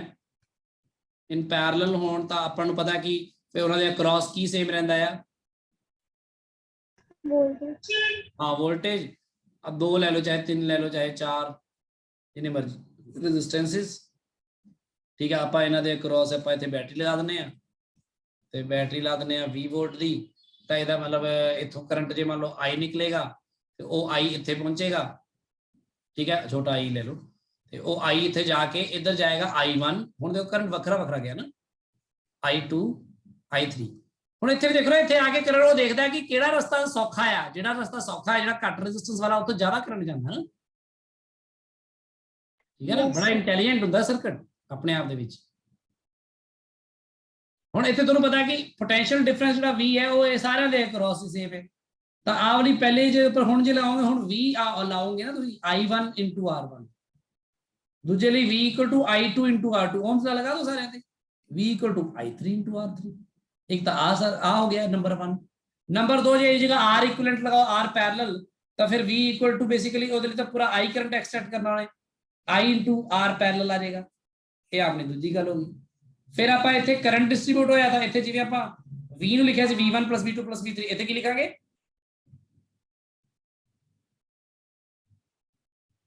करंट लिख देंगे। आ आएगा V ऊपर RP, ये आएगा V over R1, ये आएगा V over R2, ये आएगा V over R3। so therefore 1 over RP is equal to 1 over R1। बाकी ਤੁਹਾਨੂੰ ਪਤਾ ਹੈ ਜੇ ਦੋ ਰੈਜ਼ਿਸਟੈਂਸਸ ਹੋਣ ਤਾਂ ਆਪਾਂ ਨੂੰ ਕਿਵੇਂ ਸ਼ਾਰਟਕਟ ਚ ਕਰਦੇ ਹਾਂ, ਫਿਰ ਪ੍ਰੋਡਕਟ ਬਾਈ ਸਮ। ਕਲੀਅਰ ਨੇ ਇਹ ਗੱਲਾਂ ਤਾਂ? Yes, sir. Yes sir. So ਇਸ ਤਰ੍ਹਾਂ ਜਿਹੜਾ ਆਪਣਾ ਸਰਕਟ ਸੋਲਵਿੰਗ ਦਾ ਸਾਰਾ ਪ੍ਰੋਸੀਜਰ ਹੈ, ਸਰਕਟ ਸੋਲਵਿੰਗ ਦਾ ਪ੍ਰੋਸੀਜਰ ਆਪਣਾ ਲਗਭਗ ਉਹੀ ਰਹਿਣ ਵਾਲਾ ਆ ਜਿਵੇਂ ਆਪਣਾ ਪਹਿਲਾਂ ਸੀਗਾ। ਆਪਾਂ ਇਹਦੇ ਵਿੱਚ ਵੀ ਕਰੰਟ ਸਕੀਮਸ ਬਣਾਵਾਂਗੇ, ਠੀਕ ਹੈ, ਆਉਣ ਵਾਲੇ ਟਾਈਮ ਦੇ ਵਿੱਚ। ਇਹਦੇ ਵਿੱਚ ਵੀ ਆਪਾਂ ਕਿਰਚੌਫਸ ਲਾ ਲਗਾ ਸਕਦੇ ਹਾਂ, KVL ਲਗਾ ਸਕਦੇ ਹਾਂ, ਕਿਹੜੀ ਮਰਜ਼ੀ ਲੂਪ ਦੇ ਵਿੱਚ। ਬਸ ਇਹ 'ਚ ਕੁਝ ਗੱਲਾਂ ਦਾ ਖਿਆਲ ਰੱਖਾਂਗੇ। ਉੱਥੇ ਕੀ ਹੁੰਦਾ ਸੀਗਾ, ਉੱਥੇ ਆਪਣੇ ਕੋਲ ਮੰਨ ਲਓ ਆ ਕੈਪੈਸਿਟਰ ਹੈ ਤੇ ਕੈਪੈਸਿਟਰ ਦੇ ਉੱਪਰ ਮੰਨ ਲਓ ਚਾਰਜ ਹੈਗਾ Q, ਕੈਪੈਸਿਟੈਂਸ ਹੈਗਾ ਇਹਦਾ C, ਇੱਧਰਲਾ ਹੈਗਾ ਪੋਜ਼ਿਟਿਵ, ਇੱਧਰ ਹੈਗਾ ਨੈਗੇਟਿਵ। ਤਾਂ ਜਿਹੜਾ ਬੰਦਾ ਇੱਧਰ ਨੂੰ ਵਧ ਰਿਹਾ ਉਹ ਇਹਦੇ ਪੋਟੈਂਸ਼ੀਅਲ ਡਿਫਰੈਂਸ ਨੂੰ ਕੀ ਲਿਖਦਾ ਸੀ, ਆ ਲਿਖਦਾ ਸੀ ਨਾ ਨੈਗੇਟਿਵ। Yes, sir. ਪਰ ਜਿਹੜਾ ਬੰਦਾ ਇਧਰੋਂ ਇੱਧਰ ਨੂੰ ਜਾ ਕੇ ਕਾਊਂਟ ਕਰ ਰਿਹਾ ਨੈਗੇਟਿਵ ਟੂ ਪੋਜ਼ਿਟਿਵ, ਉਹ ਕੀ ਲਿਖਦਾ ਸੀ Q by C. ਪਲੱਸ। ਸਮਝ ਲੱਗੀ ਗੱਲ? Yes, sir. बैटरी बारे आ गल सेम ही रहेगी अपनी, क्योंकि बैटरी दोनों पासे सिमिलर ही सीगी कि जे कोई बैटरी या सैल है जिहदा पोटेंशियल नंबर V है ते जे नेगेटिव तो पॉजिटिव जी कोई बंदा इधर ਨੂੰ ਜਾ ਰਿਹਾ ਤਾਂ ਉਹਨੂੰ ਕੀ ਲੈਂਦਾ ਸੀ ਉਹ -V, है ना? ਉਹ ਨਹੀਂ +V। ਜੇ ਉਹ ਇਧਰ ਨੂੰ ਜਾ ਰਿਹਾ ਤਾਂ -V. ਇਹਦਾ ਗੱਲਾਂ ਪਤਾ ਨਹੀਂ ਨਾ। Yes, sir. ਇਹੀ ਗੱਲ ਫਿਰ ਰੈਜ਼ਿਸਟੈਂਸ ਤੇ ਲਾਗੂ ਹੁੰਦੀ ਹੈ ਕਿ ਜੇ ਕੋਈ ਰੈਜ਼ਿਸਟੈਂਸ ਹੈਗੀ ਹੈ ਤੇ ਰੈਜ਼ਿਸਟੈਂਸ ਦੀ ਗੱਲ ਇਹ ਹੈ ਕਿ ਜਿਵੇਂ ਤੁਸੀਂ ਚਾਰਜ ਡਿਸਟ੍ਰੀਬਿਊਸ਼ਨ ਕਰਦੇ ਸੀ ਤਾਂ ਪਤਾ ਲੱਗਦਾ ਸੀ ਕਿਹੜੀ ਪਲੇਟ ਤੇ ਪੋਜ਼ਿਟਿਵ ਕਿਹੜੇ ਤੇ ਨੈਗੇਟਿਵ ਲੈਣਾ। ਇੱਥੇ ਕਰੰਟ ਤੋਂ ਪਤਾ ਲੱਗਦਾ ਹੈ ਕਿ ਮੰਨ ਲਓ ਕਰੰਟ ਵੀ ਤਾਂ ਸ਼ੋ ਕਰੋਗੇ ਨਾ, ਕਿਸੇ ਵੀ ਕਰੰਟ ਸਕੀਮ ਬਣਾਓਗੇ, ਮੰਨ ਲਓ ਆ ਕਰੰਟ I ਹੈ, ਆ ਰੈਜ਼ਿਸਟੈਂਸ R ਹੈ। ਤੇ ਜੇ ਤੁਸੀਂ ਇੱਥੋਂ ਦੇਖੋ ਕਰੰਟ ਦੇ ਜੇ ਇਧਰੋਂ ਇੱਧਰ ਜਾ ਰਿਹਾ, ਮਤਲਬ ਇੱਧਰਲਾ ਪੋਟੈਂਸ਼ੀਅਲ ਹਾਇਰ ਹੋਏਗਾ ਤੇ ਇੱਧਰਲਾ ਪੱਕੀ ਗੱਲ ਲੋਅਰ ਹੋਏਗਾ ਕਿ ਨਹੀਂ ਦੱਸੋ? Yes, sir. ਸੋ ਇਸੇ ਹਿਸਾਬ ਨਾਲ ਸਾਨੂੰ ਪਤਾ ਲੱਗ ਜਾਂਦਾ ਪੋਟੈਂਸ਼ੀਅਲ ਦਾ। ਪੋਟੈਂਸ਼ੀਅਲ ਡ੍ਰੌਪ ਨੂੰ ਕਿਵੇਂ ਲਿਖਣਾ ਹੈ? ਜੇ ਕੋਈ ਬੰਦਾ ਮੇਲ ਕਰਦਾ ਹੈ ਇੱਧਰ ਨੂੰ ਜਾ ਰਿਹਾ ਤਾਂ ਉਹ ਇਹਨੂੰ ਕੀ ਲਏਗਾ, ਹਾਇਰ ਟੂ ਲੋਅਰ ਜਾ ਰਿਹਾ ਤਾਂ ਨੈਗੇਟਿਵ ਲਏਗਾ I into R ਮਾਈਨਸ, ਜਿਵੇਂ ਤੇ Q by ਸੀ ਨਾ, ਇੱਥੇ I R ਆਏਗਾ। ਤੇ ਜੇ ਕੋਈ ਬੰਦਾ ਕੈਲਕੂਲੇਟ ਕਰਦੇ ਹੋਏ ਇਧਰੋਂ ਲੋਅਰ ਟੂ ਹਾਇਰ ਵਾਲੇ ਪਾਸੇ ਨੂੰ ਜਾ ਰਿਹਾ ਇੱਧਰ ਨੂੰ, ਉਹ ਕੀ ਲਏਗਾ ਪਲੱਸ I into R। ਸੋ ਆ ਹੀ ਰਹੇਗਾ, ਬਾਕੀ ਤਾਂ KVL ਆਪਣਾ ਸੇਮ ਤਰੀਕੇ ਨਾਲ ਲੱਗੇਗਾ। ਇਸ ਵਿੱਚ ਕੋਈ ਡਾਊਟ ਤਾਂ ਨਹੀਂ ਕਿਸੇ ਨੂੰ? ਇਹਦਾ ਬਹੁਤ ਚੰਗੀ ਤਰ੍ਹਾਂ ਆਪਾਂ ਕੀਤੀਆਂ ਗੱਲਾਂ। Yes, sir. ਇਸ ਲਈ ਤੁਹਾਨੂੰ ਕਿਹਾ ਸੀ ਕੈਪੈਸਿਟਰ ਨਾਲੋਂ ਥੋੜਾ ਤੇਜ਼ ਹੀ ਹੋਏਗਾ ਕੰਮ ਇਹ ਆਪਣਾ, ਕਿਉਂਕਿ ਇਹਦੇ ਵਿੱਚ ਕੋਈ ਬਹੁਤ ਜ਼ਿਆਦਾ ਹੈ ਨਹੀਂ, ਯਾਨੀ ਕਿ ਕੋਈ ਨਵੀਆਂ ਗੱਲਾਂ ਹੈਗੀਆਂ ਪਰ ਥੋੜੀਆਂ ਘੱਟ ਨੇ, ਕਿਉਂਕਿ ਬਾਕੀ ਕੁਝ ਜਿਵੇਂ ਟੈਂਪਰੇਚਰ ਡਿਪੈਂਡੈਂਸ ਦੇਖਾਂਗੇ ਆਪਾਂ, ਹਨਾ, ਕੁਝ ਹੋਰ ਕਲਰ ਕੋਡਸ ਦੇਖਾਂਗੇ, ਕੁਝ ਗੱਲਾਂ ਅਲੱਗ ਨੇ ਉਹ। ਪਰ ਕੈਪੈਸਿਟਰ ਦੇ ਨਾਲ ਰਿਲੇਟਡ ਜੋ ਸਰਕਟ ਸੋਲਵਿੰਗ ਤੁਸੀਂ ਸਿੱਖੀ ਹੈ, ਜੋ ਤੁਸੀਂ ਨੋਡਲ ਮੈਥਡ ਸਿੱਖਿਆ ਹੈ, ਉਹ ਸਾਰੇ ਚੀਜ਼ਾਂ ਕਿਰਚੌਫ ਲਾਅ ਸਿੱਖੇ ਨੇ, ਇੱਥੇ ਹਰ ਜਗ੍ਹਾ ਲਾਗੂ ਹੋਣਗੀਆਂ। ਉੱਥੇ ਤੁਸੀਂ ਜੰਕਸ਼ਨ ਰੂਲ ਲਗਾਉਂਦੇ ਚਾਰਜ ਦੇ ਉੱਪਰ, ਜਿੰਨਾ ਚਾਰਜ ਆਇਆ ਬਰਾਬਰ ਹੈ ਜਿੰਨਾ ਚਾਰਜ ਗਿਆ। ਇੱਥੇ ਤੁਸੀਂ ਕੀ ਲਾਓਗੇ ਜੰਕਸ਼ਨ ਰੂਲ, ਵੀ ਜਿੰਨਾ ਕਰੰਟ ਆਇਆ ਬਰਾਬਰ ਹੈ ਜਿੰਨਾ ਕਰੰਟ ਗਿਆ। ਸੋ ਮੈਂ ਇਹ ਦੋਨੋਂ ਲਾਜ਼ ਵੀ ਤੁਹਾਨੂੰ ਲਾ ਕੇ ਦਿਖਾ ਦਿੰਦਾ ਫਿਲਹਾਲ, ਹਾਲਾਂਕਿ ਬਾਕੀ ਡਿਟੇਲ 'ਚ ਗੱਲ ਫੇਰ ਕਰਾਂਗੇ। 10 ਮਿੰਟ 'ਚ ਮੈਂ ਥੋੜੀ ਜਿਹੀ ਛੋਟੀ ਚੀਜ਼ਾਂ ਦੱਸ ਦਵਾਂ ਤੁਹਾਨੂੰ, ਇੱਕ ਆਊਟਲੁੱਕ ਜਿਹਾ ਮਿਲੇਗਾ ਕੰਮ ਕਿਵੇਂ ਕਰਨਾ। ਸੋ ਪਹਿਲੀ ਗੱਲ ਤਾਂ ਜਿਹੜਾ ਆਪਣਾ ਪਹਿਲਾ ਲਾਅ ਆਏਗਾ ਬੜਾ ਸੌਖਾ ਹੈ, ਉਹ ਜੰਕਸ਼ਨ ਰੂਲ ਹੈ। ਤੇ ਇਹ ਸਭ ਚੀਜ਼ਾਂ ਆਪਾਂ ਉਦੋਂ ਲਗਾਉਂਦੇ ਹਾਂ ਜਦੋਂ ਆਪਣਾ ਓਮਸ ਲਾ ਨਹੀਂ ਕੰਮ ਕਰਦਾ ਡਾਇਰੈਕਟਲੀ, ਜਿਵੇਂ ਉੱਥੇ ਆਪਣੇ ਕੋਲ ਮੋਰ ਦੈਨ 1 ਬੈਟਰੀਜ਼, ਹਨਾ, ਮੋਰ ਦੈਨ 1 ਲੂਪਸ ਆ ਜਾਣ ਤਾਂ ਪ੍ਰੋਬਲਮ ਆਉਂਦੀ ਸੀ ਨਾ ਆਪਾਂ ਨੂੰ।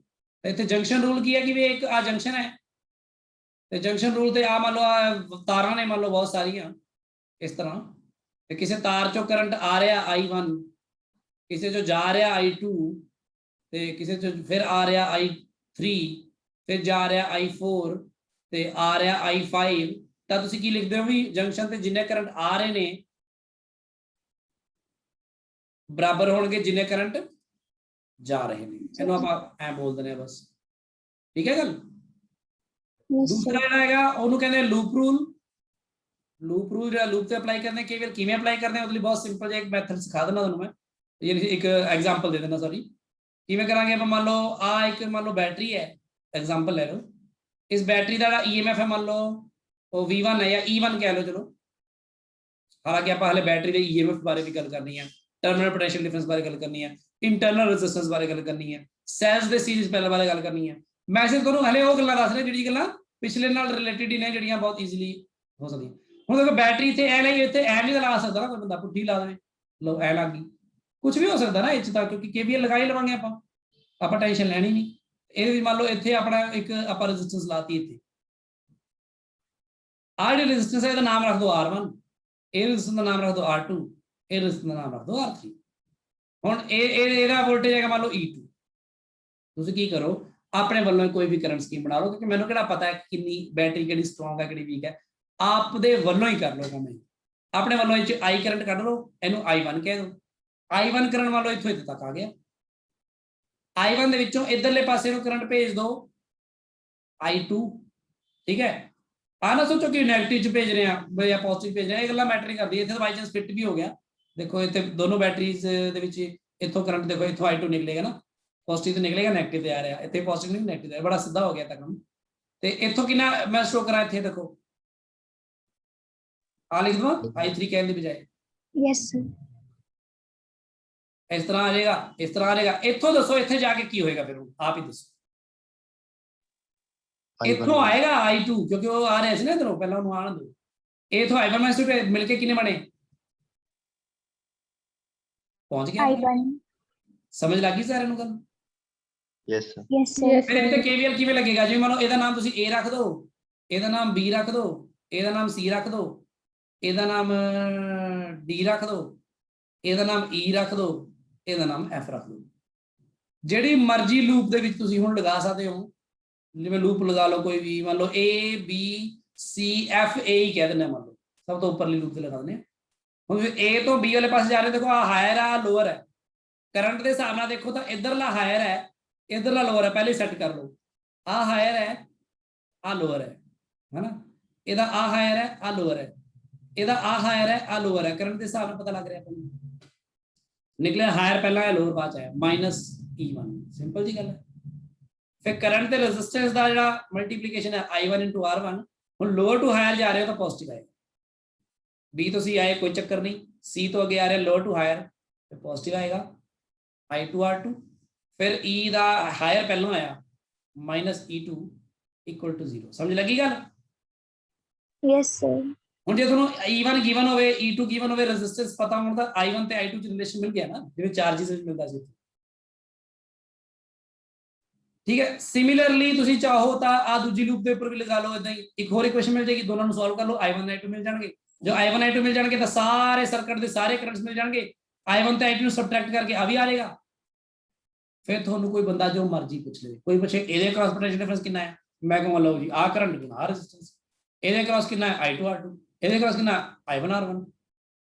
ਕਿਸੇ ਵੀ ਪੁਆਇੰਟ ਦੇ ਪੋਟੈਂਸ਼ੀਅਲ ਨੂੰ, ਜਿਵੇਂ ਕਿਸੇ ਵੀ ਦੋ ਪੁਆਇੰਟ ਦੇ ਪੋਟੈਂਸ਼ੀਅਲ ਨੂੰ ਆਰਾਮ ਨਾਲ ਦੱਸ ਪਾਓਗੇ। ਸਮਝ ਲੱਗੀ ਗੱਲ ਕਿ ਨਹੀਂ? Yes, sir. Yes, sir. ਇਸੇ ਨੂੰ ਆਪਾਂ ਅਰਥਿੰਗ ਨਾਲ ਵੀ ਗੱਲ ਕਰ ਸਕਦੇ ਹਾਂ, ਜਿਵੇਂ ਜੇ ਆਪਾਂ ਨੋਡਲ ਮੈਥਡ 'ਚ ਇਹਨੂੰ ਅਰਥਿੰਗ ਕਰ ਦਈਏ ਇਹਦੀ, ਹਨਾ, ਆਹ ਪੁਆਇੰਟ ਦੀ ਇਹਦੇ ਨਾਲ, ਇਸ ਹਿਸਾਬ ਨਾਲ ਆਪਾਂ ਪੋਟੈਂਸ਼ੀਅਲ ਸੈੱਟ ਕਰਕੇ ਆਪਾਂ ਫੇਰ ਗੱਲ ਕਰ ਸਕਦੇ ਹਾਂ। ਉਹਦੇ ਬਾਰੇ ਆਪਾਂ ਹੁਣੀ ਗੱਲ ਨਹੀਂ ਕਰਾਂਗੇ, ਇਹ ਜਸਟ ਮੈਂ ਤੁਹਾਨੂੰ ਇੱਕ ਓਵਰਲੁੱਕ ਦੇ ਰਿਹਾ ਕਿ ਵੀ ਜਿਹੜਾ ਆਪਣਾ ਕੰਮ ਹੈ ਕਰੰਟ ਇਲੈਕਟ੍ਰਿਸਿਟੀ ਵਿੱਚ, ਉਹ 'ਚ ਬਹੁਤ ਕੁਝ ਜੋ ਤੁਸੀਂ ਪਹਿਲਾਂ ਹੀ ਸਿੱਖ ਚੁੱਕੇ ਹੋ ਚਾਰजेस ਲਈ ਤੇ ਪੋਟੈਂਸ਼ੀਅਲਸ ਲਈ, ਉਹੀ ਇੱਥੇ ਕੰਮ ਆਏਗਾ ਕਰੰਟਸ ਲਈ ਤੇ ਪੋਟੈਂਸ਼ੀਅਲਸ ਲਈ। ਉੱਥੇ ਸਾਡੇ ਕੋਲ ਸਭ ਤੋਂ ਜ਼ਿਆਦਾ ਕੰਮ ਆਉਣ ਵਾਲਾ ਰਿਲੇਸ਼ਨ ਸੀਗਾ Q = CV, ਇੱਥੇ ਕੰਮ ਆਏਗਾ V = IR। ਸਮਝ ਲੱਗੀ ਗੱਲ? ਹਾਂਜੀ ਸਰ। ਠੀਕ ਹੈ, ਇਹਨੂੰ ਹੁਣ ਤੁਸੀਂ ਜਾਓ ਬੁੱਕਸ ਵਗੈਰਾ ਵਿੱਚੋਂ ਰੀਡ ਕਰੋ, ਇਹਦੀ ਜਿਹੜੀ ਪ੍ਰੈਕਟਿਸ ਸ਼ੀਟ ਹੈ ਹੋ ਸਕਦਾ ਤੁਹਾਨੂੰ ਮੈਂ ਸ਼ਾਮ ਤੱਕ ਹੀ ਦੇ ਦੇਵਾਂ। ਠੀਕ ਹੈ, ਕੁਝ ਕੰਮ ਸਰਕਟਸ ਵਗੈਰਾ ਸੋਲਵ ਕਰਨ ਲਈ। ਬਾਕੀ ਹੋ ਸਕਦਾ ਕਿ ਹਲੇ ਪ੍ਰੈਕਟਿਸ ਸ਼ੀਟ ਨਾ ਬਣੇ ਇਹਦੀ, ਤਾਂ ਤੁਸੀਂ ਇਲੈਕਟ੍ਰੋਸਟੈਟਿਕਸ ਆਪਣਾ ਜਿਹੜਾ ਉਹ ਪਿਛਲੀ ਰਿਵੀਜ਼ਨ ਜਾਰੀ ਰੱਖੋ ਸਾਰਾ ਕੰਮ, ਫਿਰ ਬਾਕੀ ਗੱਲ ਕਰਦੇ ਹਾਂ ਕੱਲ। Thank you. Thank you, sir. Thank you, sir. Thank you.